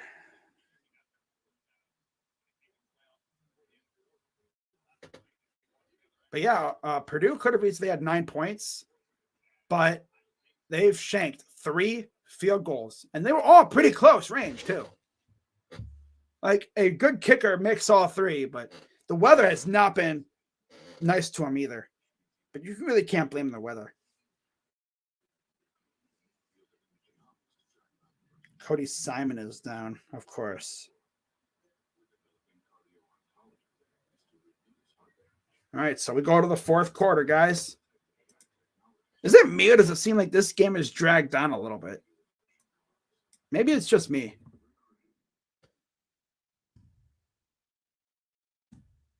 after this baby's over with, I will be doing my recap, of course.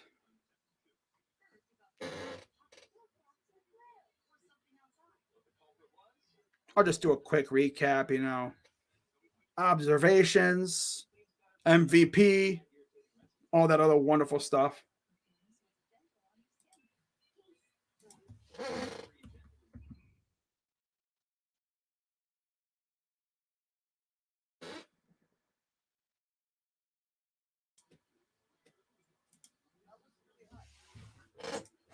All right.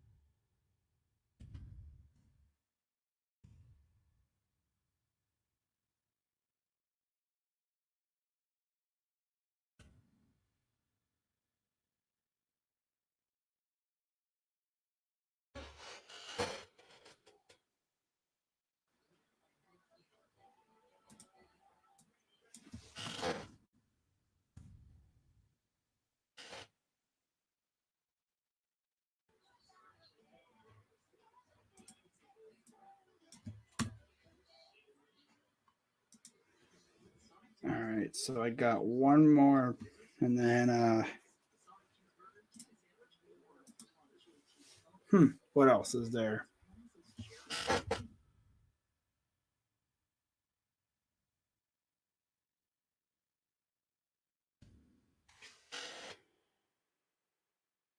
And there's Brutus and the Boilermaker dude dancing around, having fun.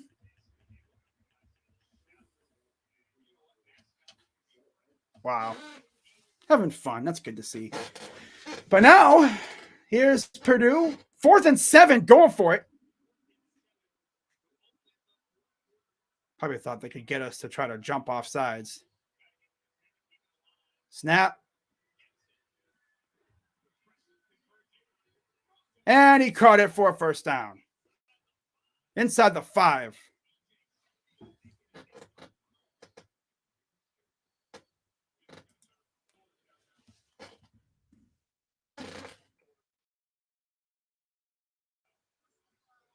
And a roughing the passer. Of course. Jack Sawyer got in there a little late. If they don't score here, then they really are not meant to score at all.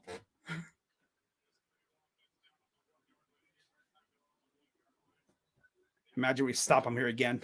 That'd be crazy. Oh my gosh. All right. Here we are. 1st and goal. Shotgun for Card.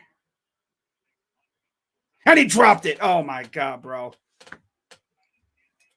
I just have a feeling we're going to get an interception right here. That'd be a 99-yard pick 6. Imagine. I'm manifesting it right here. I don't really care if Purdue scores because, I mean, this game has essentially been ours for a while, but still. A lot of the students look like they've left now. Yeah. 10.2 fewest points allowed in the FBS behind only Penn State and Team Up North. And flags. False start.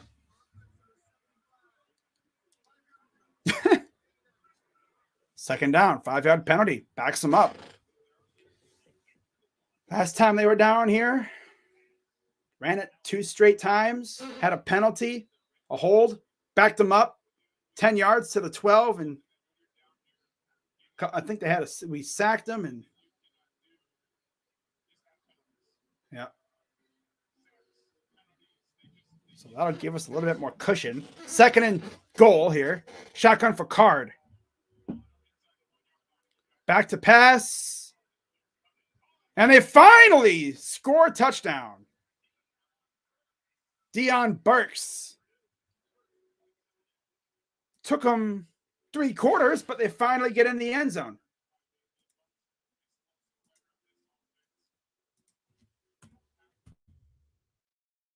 Oh, yeah, I just took them 3 quarters. Took them almost 4 quarters to get in the end zone. They should have had like 9 points already.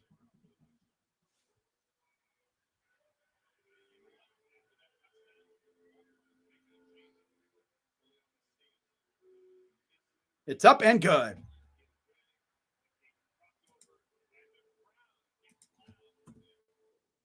Now they're going to be like, we should have just had this guy kick it from the beginning.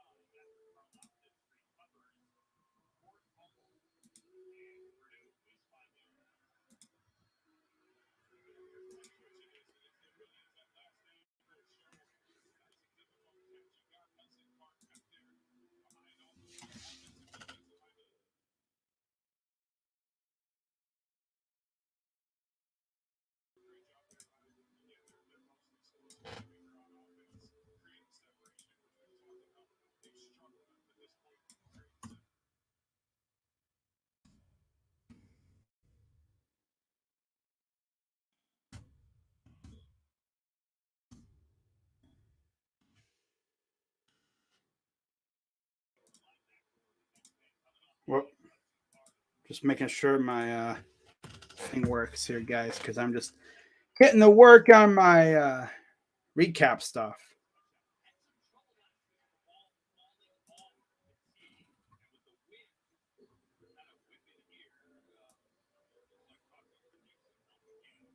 All right.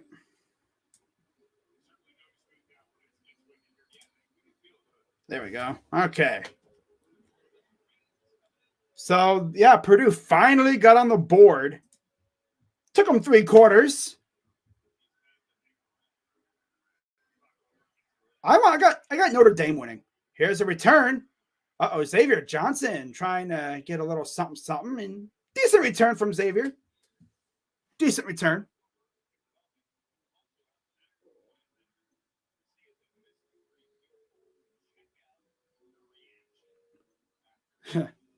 They're like, yay, he made a field goal. They should have had that from the beginning. Well, I guess after 3 tries, he's like, hoo-wee, thank God I made that. Crockover. What a name. Okay. So Buckeyes take it back here. It's up 34-7. Shotgun for McCord. Play action. Dump ball. Here's Marvin in space. Big first down. Marvin in space is dangerous because he's a big-ass receiver who could stiff arm me to oblivion. He's got good moves, too. Yeah, Buckeyes are winning by a lot. That's why I didn't even care that they scored. It's like, I mean, they were going to score at some point. I would have loved a shutout, but it happens. 12th player in school history with 2,000-plus receiving yards overall in his high school career already. Well, 1st and 10. Shot under center. Play action. And he lost the ball. But luckily, Stover's there. Why are we doing this with the free rusher thing? Do our offensive linemen not know how to block?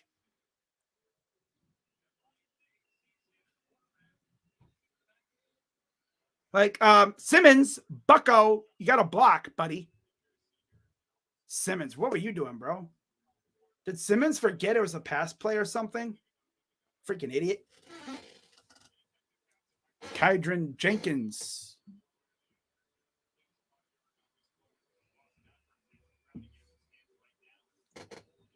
2nd and 23. And now we have whistles.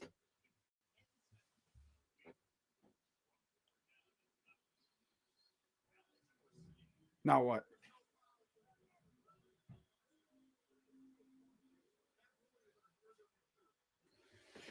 And now they're going to look to back us up even more as they're looking at intentional grounding, even though it was a straight up fumble.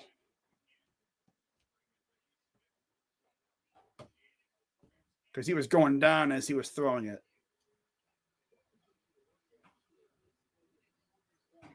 Like whoever was supposed to block the guy clearly didn't do their job. Oh yeah, nobody blocked him because nobody thought he was probably going to. I don't know about this other offensive line. I mean,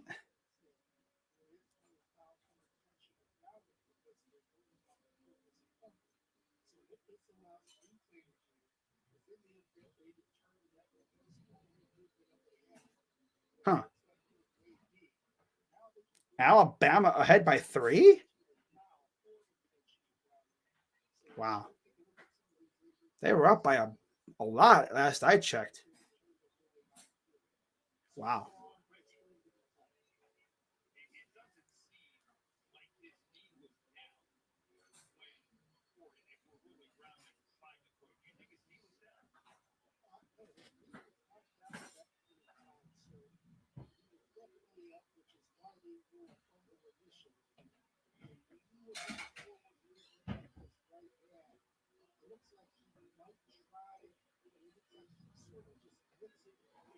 Huh.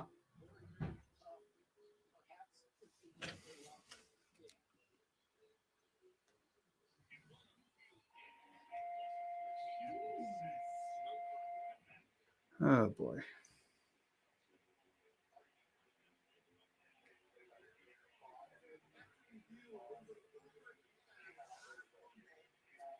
Oh, it's incomplete.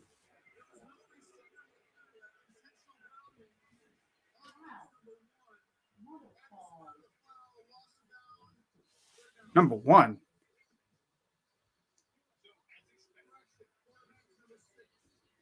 I was going to say, bro, there is no number 1.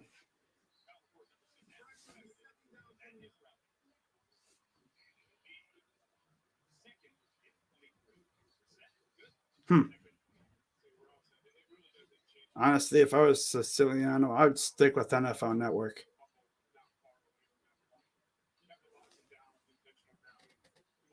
NBC is kind of went down with Michael's leaving. Tirico's doing NFL now, so he's not doing college anymore. He might do like a college game every once in a while, but no. He's Sunday night now. Sunday night football. Waiting all day for Sunday night.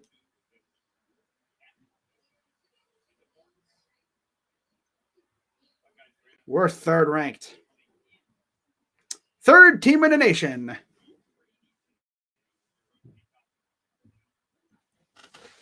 So 12:59 to go here in the 4th quarter. 2nd down for the Buckeyes after the intentional grounding.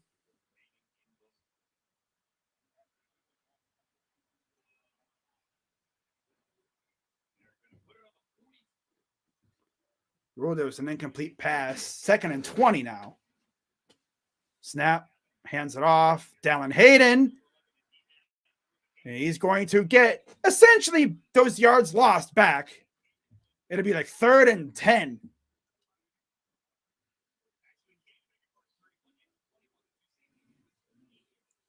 Maybe right on the, what is it? 3rd and 10, 3rd and 12. So gain of 8. Okay.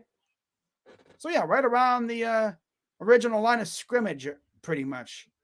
The original where like the drive started. 3rd and 12.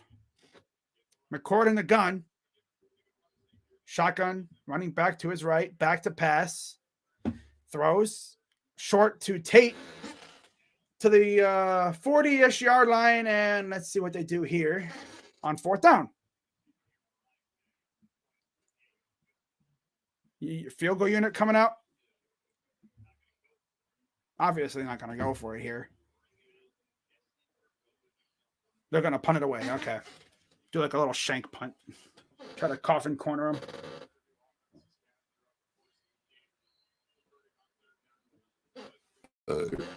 Yeah, okay. Yeah, they were kind of like in no man's land. So they're going to punt it away here. Try to pin them in their own territory.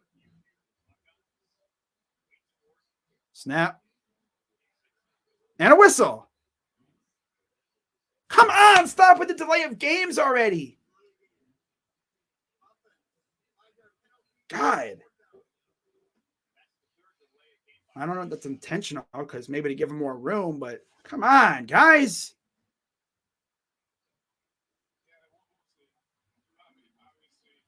That's what exactly, Ryan. I was like, come on, guys. Damn.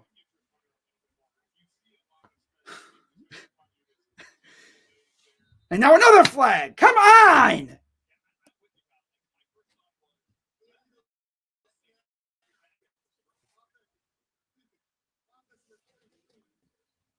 Illegal snap. Special teams, man. They special. And another form of the word. I can't snap the ball correctly. All right, so here's the punt. If anything, it gave him more room. Oh, did they down it right there? Ooh. Ballard downs it at their own 2-yard line. Wow.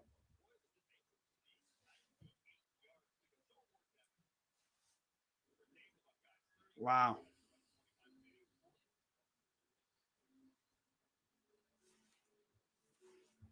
That was a messy drive. As messy as the weather.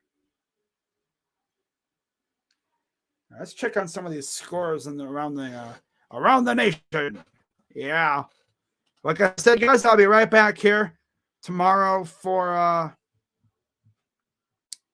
Browns and Niners on StreamYard. And then hopefully if everything goes well and my computer gets fixed and I can actually get into it, I will be doing everything else on the big hoss. Yeah. Do you really call your big PC a big hoss?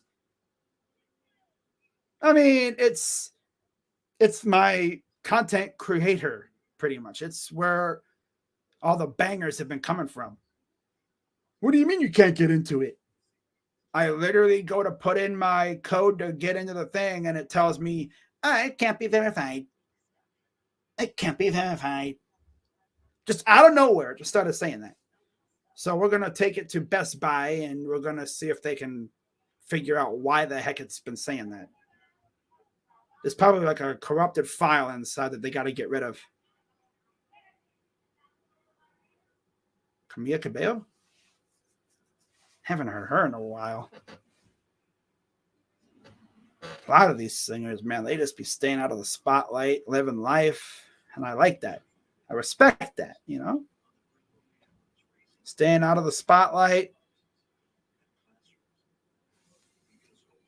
It's hard. Oh, wow. So Bama's up by 3 with 2:22 to go over Arkansas. Damn. They're probably not going to lose to Arkansas, but that's still tough. They were beating them pretty good, too, and then Arkansas just stormed back.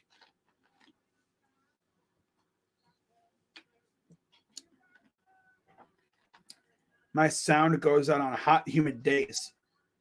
I've never heard of that. Wow.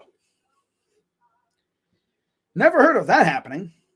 I'm sure Best Buy or something can figure out what the heck's going on with that. Score update. Oh my God, Sparty's losing to Rutgers. Holy crap. 34-3 Florida State. Okay, 45-7 team up north. No surprise there. Okay. But Sparty's really losing the Rutgers right now. That's tough. 27-24. Ouch. Ouch. Owie. So there's the Purdue cheerleaders. So starting off at their own 2-yard line, here's the Boilermakers, card in the gun. And they're going to get about 9 yards. So usually when a drive starts this deep, at least with the Browns, We always give up a long touchdown drive. 52-7, 40-3, Florida State. Bama's up by 3. It looks like, though, Bama's going to win. Yeah, Bama's going to win. Not surprising. I mean, they should beat Arkansas. Arkansas just has not been really that good this year. Same record, I think, as Purdue. All right. So 3rd down, 10:48 to go here in the 4th quarter. 3rd and 1. Shotgun for Card. Tight end motions. And we got whistles. We love whistles. Delay of game.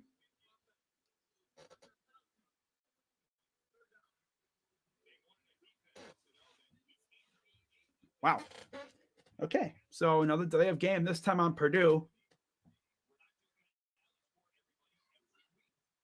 Coach is wondering about something. Probably play clock's winding down. I bet you these guys have been asking for more time, and these refs just don't give it to them. 3.8 yards per play for Purdue, 7.1 for the Buckeyes. Wow. No delay of game, actually. So it'll be back to 3rd and 1.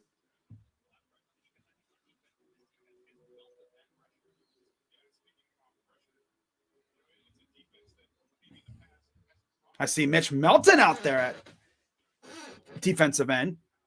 Good to see him actually getting some run out there. He's been injured the last couple of years.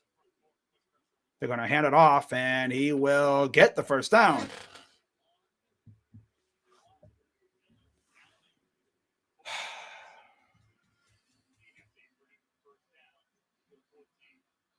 Downing at running back for the Boilermakers. Shotgun for Card, takes the snap, back to pass, pressure coming. He's going to throw it. Overthrowing his receiver.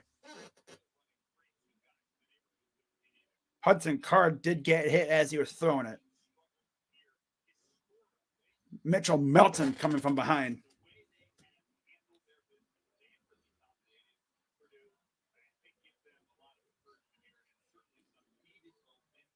Yeah, they played really well, but they definitely left some things on the table.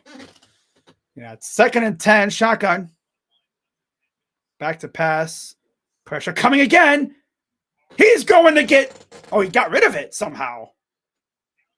How he got rid of it, I will never know, but he got rid of it. And then our guys just be trying to go for like a shoulder tackle. I'd be like, bro, trying to wrap him up. Maybe that ball comes out. So again, the remaining schedule, Penn State next week, then Wisconsin on the road, Rutgers on the road, Sparty, and then at home, and then Minnesota at home, and then on the road in Ann Arbor. 1 game on NBC against Sparty. So 3rd and 2 now for the Boilermakers. Moving 3 guys to the left of the formation in the trips bunch. Man in the backfield, back to pass. Oh, 2 passes, 2, there was 1 receiver and 2 defensive backs in the area. None of them caught the ball. 4th down.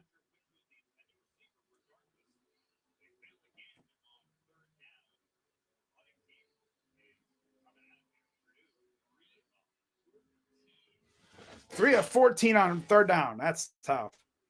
Some of those students probably wish they could be anywhere else but where they are. So here's the punt.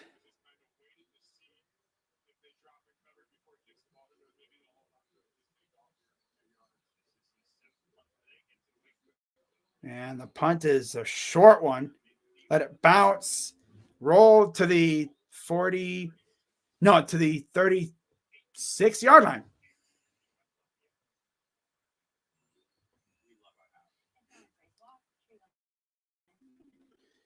All right, Buckeyes take over again. Not expecting much late in this game.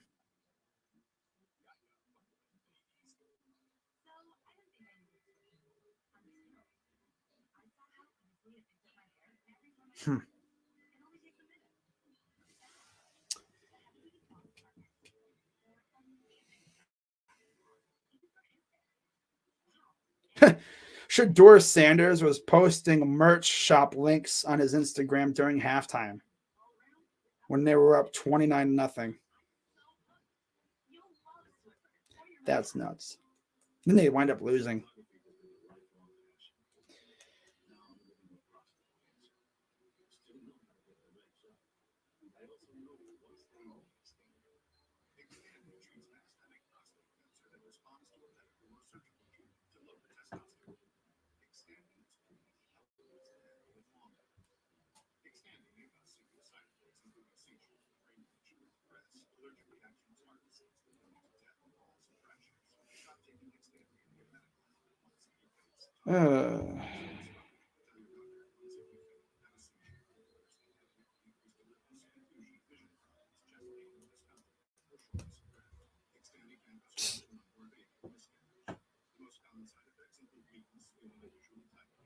Purdue had a student make a 40-yard field goal during a timeout, and then the Boilermakers' real kicker missed a 39-yarder. This was earlier in the game, obviously.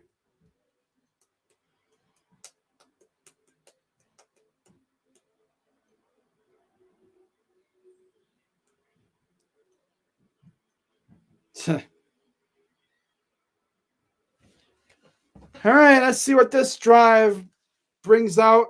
I'd love to see us score a touchdown real quick. I'd love to see Carnell Tate get in the end zone. Are we going to see any of the other youngsters? I hope so. There's a look at the players walking in earlier. The Boilermaker train.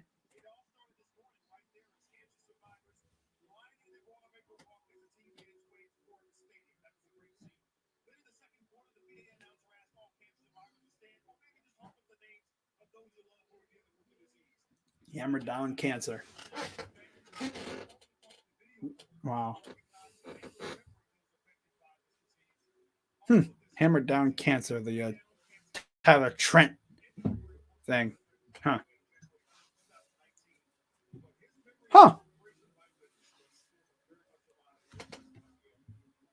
There's his brother, of course. Tackle for the Boilermakers. Shotgun for Ohio State. Snap. That's Devin Brown in the game still. Or again, I should say. Yeah, Devin Brown's now out there. He actually has a rushing touchdown today, too. Pretty funny there. 8:40 to go. Second down.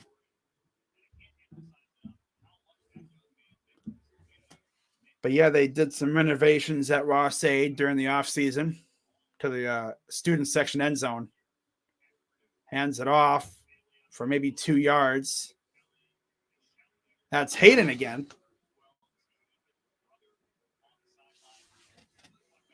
I see Brendan Ennis is actually out there now.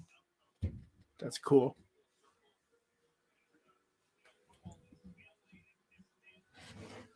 All right, 3rd and 4.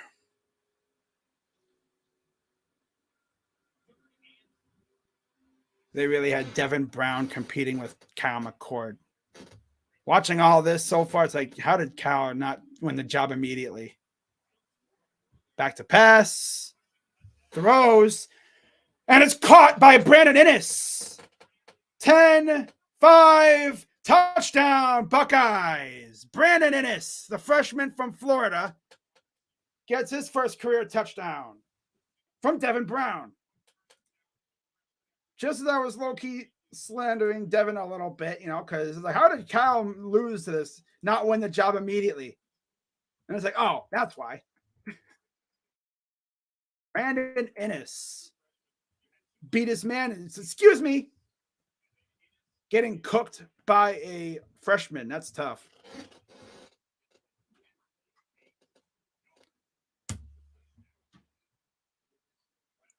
Extra point is good. 41-7 Buckeyes. So there you go. Another freshman gets a touchdown. How about that, though? Devin Brown gets a rushing and a passing touchdown. To Brandon Ennis, mind you, too. That's dope.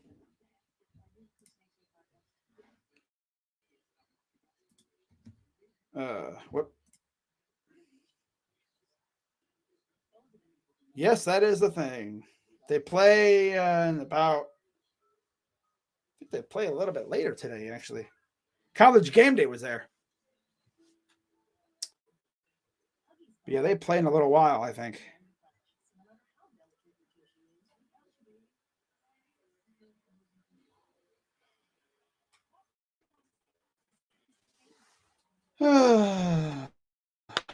One 7 Buckeyes.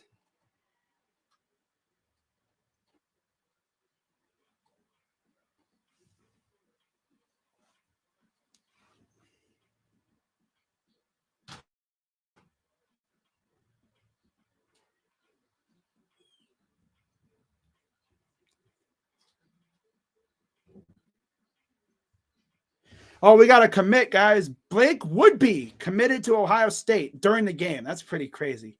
He was committing today. I forgot he committed today. Wow. How about that? Got a boom during the game, huh? Yeah.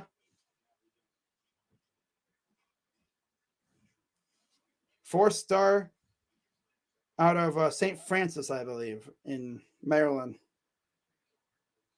2025.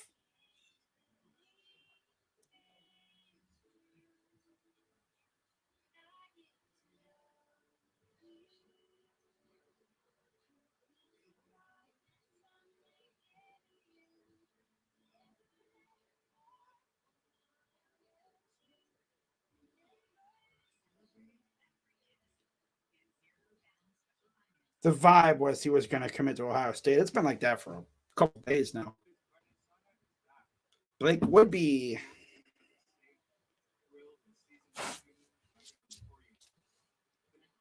Yeah, he's probably thinking, yep, I'm a Buckeye now, baby. BIA getting better, too. Are you going to do a video on that? Most likely, I'll do a video on that in a little while after this whole thing is over with. Yeah.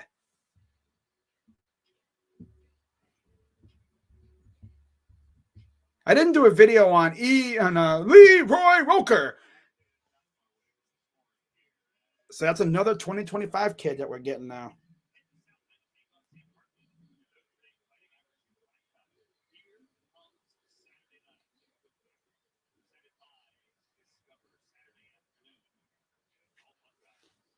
That's our third commit already for the class of 25. Into the near the end zone, but they'll take a fair catch.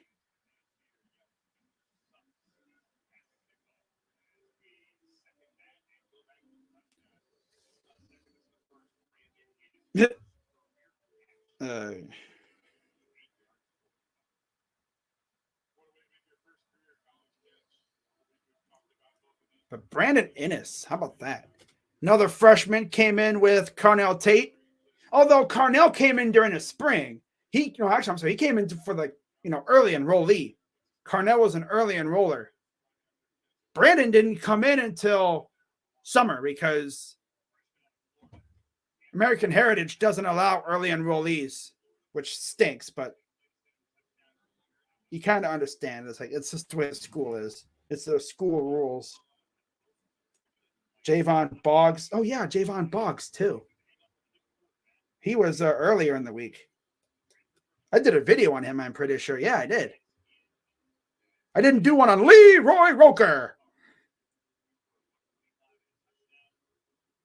Leroy Jenkins. Man, if I was... Imagine having a kid named Leroy Jenkins. That whole meme that I guess has been Leroy Jenkins. Don't ask me why that's a whole meme thing, but it is. It's just the way people are, I guess. They like to make memes out of everything. Feels good to have a comfortable win. I don't really care what happens at this point in the game. 6:36 to go. Game's in hand. Buckeyes doubling these guys up real good. Another handoff. And yeah, they're just going to run this out. I've been recording back are expected to be 6th round. I mean, we'll see. McCord honestly hasn't looked bad. Who would you compare him with when it comes to past Ohio State quarterbacks? I'm surprised someone hasn't asked me that for real, though. If I had to compare it to a quarterback, I'd say Beckman. The last quarterback we had before the elite run of quarterbacks we had, when it was like Braxton, I think it was like, what was it? Braxton, JT. It was the quarterback that bridged Terrell Pryor to Braxton. Yeah. Todd Beckman. Or was it I think it was like Beckman or Bowserman or something. Yeah. Like he's good. Don't get me wrong. He's a stud, but I mean, after all, he was a 5-star. But I'm interested to see how he'll do against Aaron Nolan next year. They're going to pass it, and it's out of bounds. Ref immediately threw his hat, which meant out of bounds.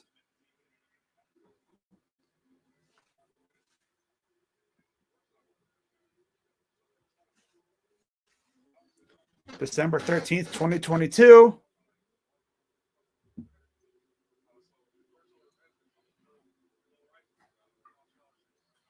Wow.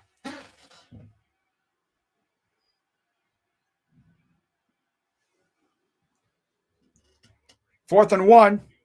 Going for it. And he's going to run around the edge and get the first down.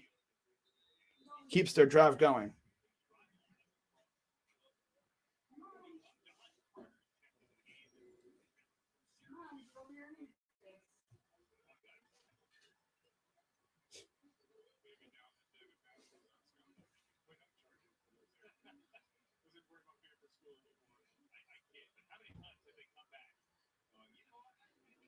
Another run goes for nothing, really. I don't even really care about this game anymore, to be honest.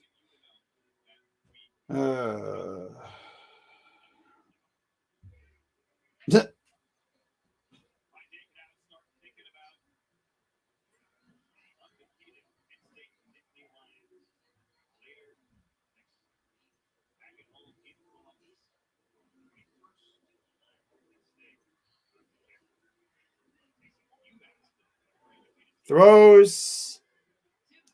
Missed tackles. Holy missed tackle, Batman.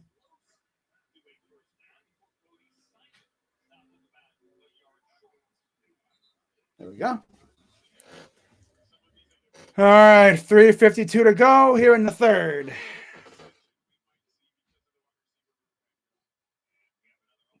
Another O lineman down for Purdue.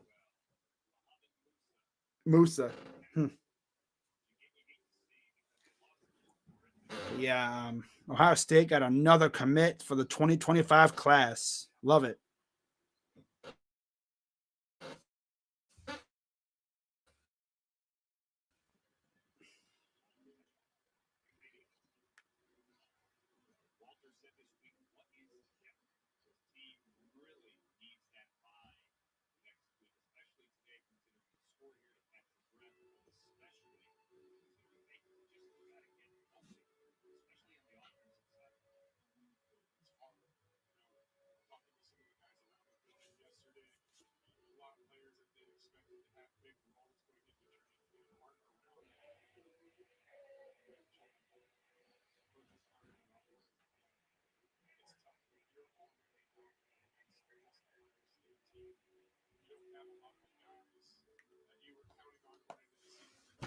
Okay. Third down. 3:52 to go. This game's been all Buckeyes. But the most hilarious thing was the fact that Purdue had 3 chances to put up points. And they had 2 really good chances early on that ended up being missed field goals. The one was where they were literally on the 1-yard line, looking like they were going to score. We stuffed them twice. They had a penalty, sacked them, and then they went for a field goal and straight up missed it. Wow. So 3rd and 1, shotgun for Card. I don't even know. Is Card even? Oh, they blew that one up. Mitchell Melton Is Card even still out there? So both 17s doing some work today. Love it. 3:27 to go.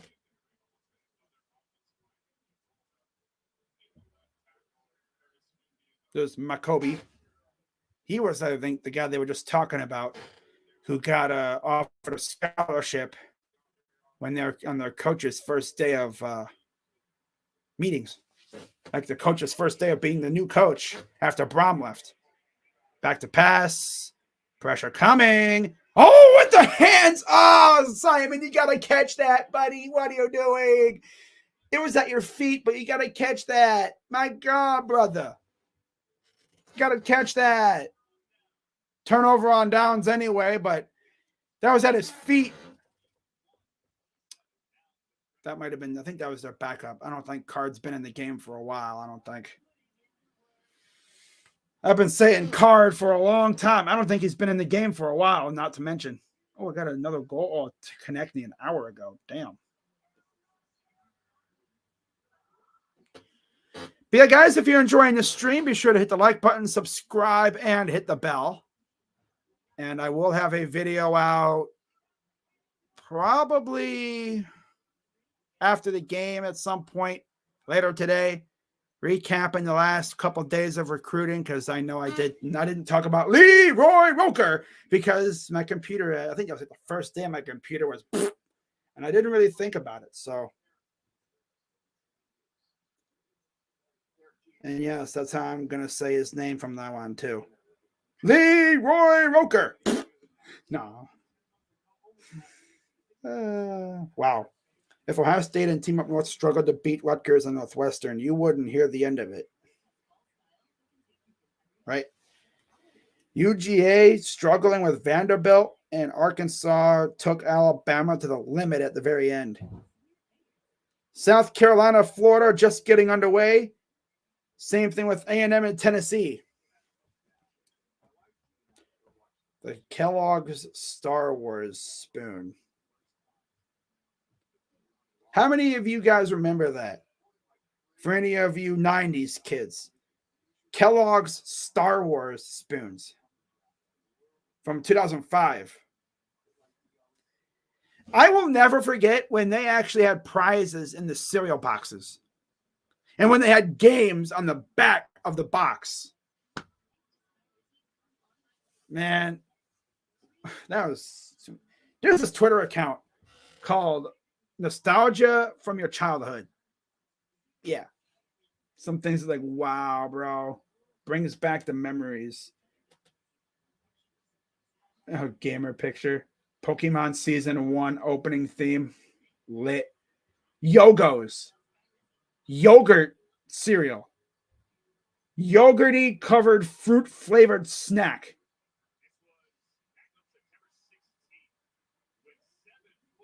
Oh, yeah. Zach Ide. Wow. And there's a look at the student section now. As looks like a lot of the kids have gone back to the dorms. Practically empty on the whole stadium, pretty much. As here's a run, goes almost nowhere. Obviously, is Devin Brown do a touchdown pass his last drive. So yeah, he has 2 touchdowns today, 1 rushing and 1 passing to Brandon Ennis. He could have had 2 rushing touchdowns, but he fumbled the second one. Evan Pryor, it's all backups now. And now for the starters, they look towards Penn State. Yeah, they're looking towards Penn State now. Shotgun, hands it off to Pryor. Oh, he's going to keep it for about 2 or 3. And this will take us to the 2-minute warning. Yeah, I'll be doing my recap after this stream, so I'm not going to end this stream. I'll just solidify it. And then next week for Penn State, I'll be back to my normal procedures. Hopefully everything with my computer's fine, though. Hopefully they can figure out why the heck I wasn't able to get into it. And false start.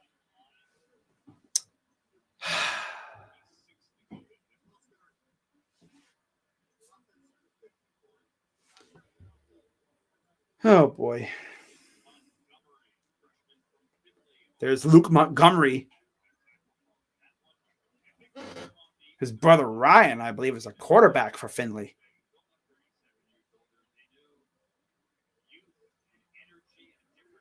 Yeah, it's all backups now. 3rd and 13, 1:35 to go. This is probably one of the final plays of the game, to be honest. You're probably going to have if we get a first down here, that's, yeah. Back to pass, steps up, and he'll go down. Devin Brown literally cannot throw. I thought he was a better thrower than this. He just does not throw the ball.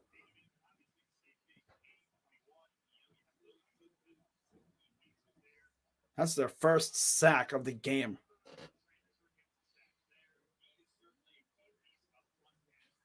From Mba. What a name. It's just M with a thing and then B-A. That's got to be the shortest last name I've ever seen. Mba. And there's the punt. With 37 seconds left, probably just one or two plays, and that'll be it. So we're going to actually get into everything here because this game is pretty much over, baby. 41-7 Buckeyes. And like I said, I'll have a video coming out later on today at some point talking about recruiting.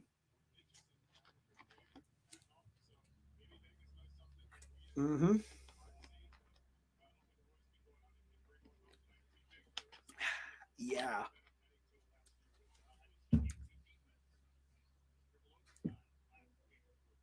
Shotgun.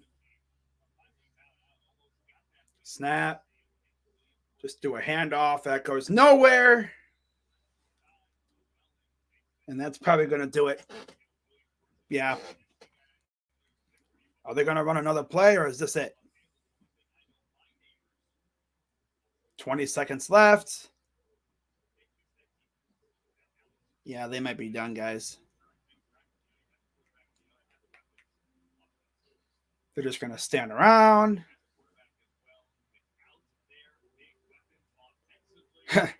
Defense is celebrating. And that's going to do it, guys. Buckeyes go into West Lafayette, and they put a beating on old Purdue. So they go 3-0 in Indiana this year on the road.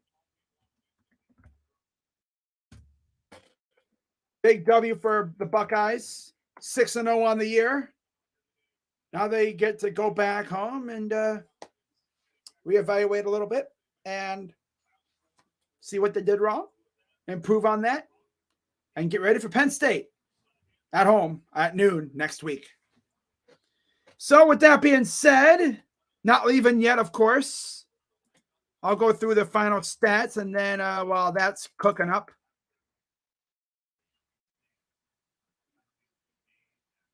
let's do this, hide that. Time for the post-game recap. Yeah. So, yeah, Buckeyes win 41-7.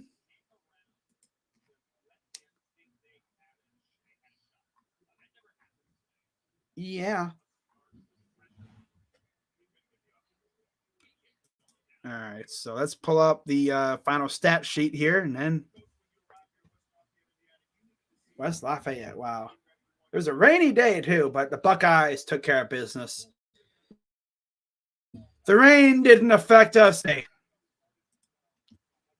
started off a lot better. Got ahead early. I mean, my key to victory, number one, was get ahead and don't look back, and that's exactly what they did. So, overall, Kyle McCord, 16 of 28, 276 yards, 3 touchdowns. Devin Brown did have one completion for 58 yards and a touchdown to Brandon Ennis. On the ground, much better day on the ground. Dallin Hayden, 11 carries, 76 yards and a touchdown. Xavier Johnson, 5 for 39. Chip Trainum, 6 for 28. Devin Brown, 8 for 20 yards and a touchdown. Also had that bad fumble where he should have scored. Evan Pryor had 3 carries, 2 yards at the end. McCord had 5 carries for 0 yards. And then we look at the receiving game. Marvin Harrison, 6 receptions, 105 yards and another touchdown. Carnell Tate, 3 for 79. Ennis, 1 for 58 and a touchdown. Stover, 4 for 53 and 2 tutties. We're talking to Dallin Hayden now. Xavier Johnson had 1 for 21. Fleming had 1 for 9. And Trainum had 1 for 9. And then defensively, we had 3 sacks from 2 guys, Jack Sawyer and JT Tuimoloau. Leading tackler was Cody Simon. Eichenberg had 8 as well. Hancock.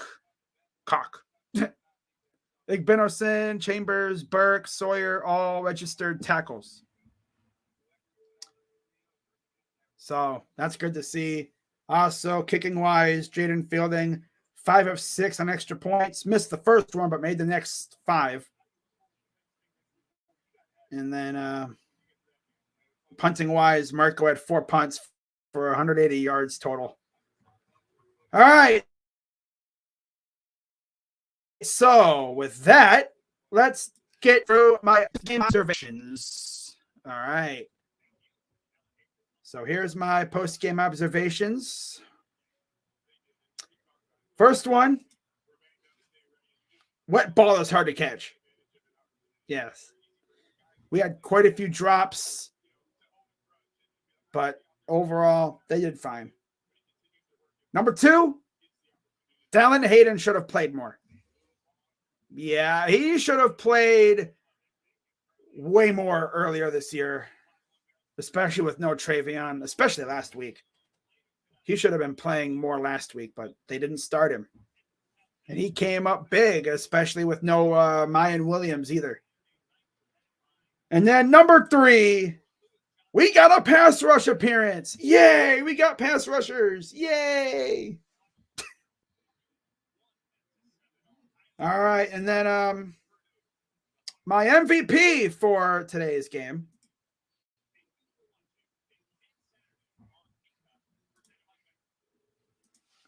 Offense, Dallin Hayden. Defense, I gave it to JT and Jack. All right, so now here's what we're going to do.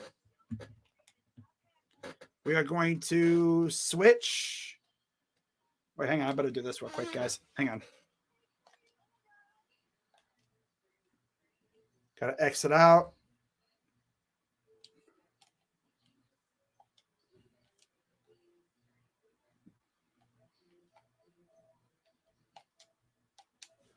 Okay, take that away. Okay. Sorry, guys, I'm just changing my channel here. There we go. All right.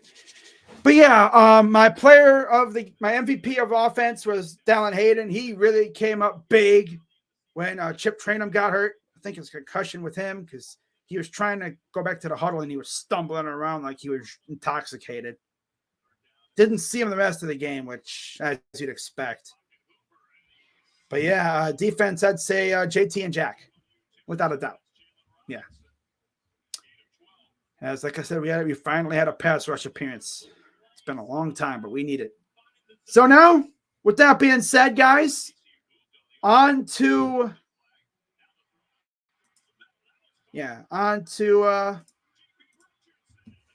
oh wow, TCU just scored. Damn. But yeah, it's on to Penn State. Of course, I'll have videos out and everything about the pro sports teams, but on Friday, preview will be out for that. As far as any videos upcoming for the rest of the day, I might make a video on Blake Woodby and Leroy Roker. So keep an eye out for that stuff. But unless I might go live for that, honestly. I'm thinking, should I go live for that? No, probably not. No, I like what I'm doing now. So yeah, with that being said, guys, I will see you all later. And Wait, what happened, Brown? That's tough. Thank God the cancer kid passed. Whoa, what? Don't be talking like that. You want to get banned, bro? Talking like that about cancer? I had a friend pass away from cancer. Don't talk like that. You're lucky I don't ban you right now. But I'll see you guys later. Go Buckeyes. I'm Crazy Dog coming at you. And see you guys next week. Yeah. OH. I'm out. Yeah. Buckeyes. Yeah. Undefeated. Yeah. 6-0. Yeah. Bye-bye. Yeah.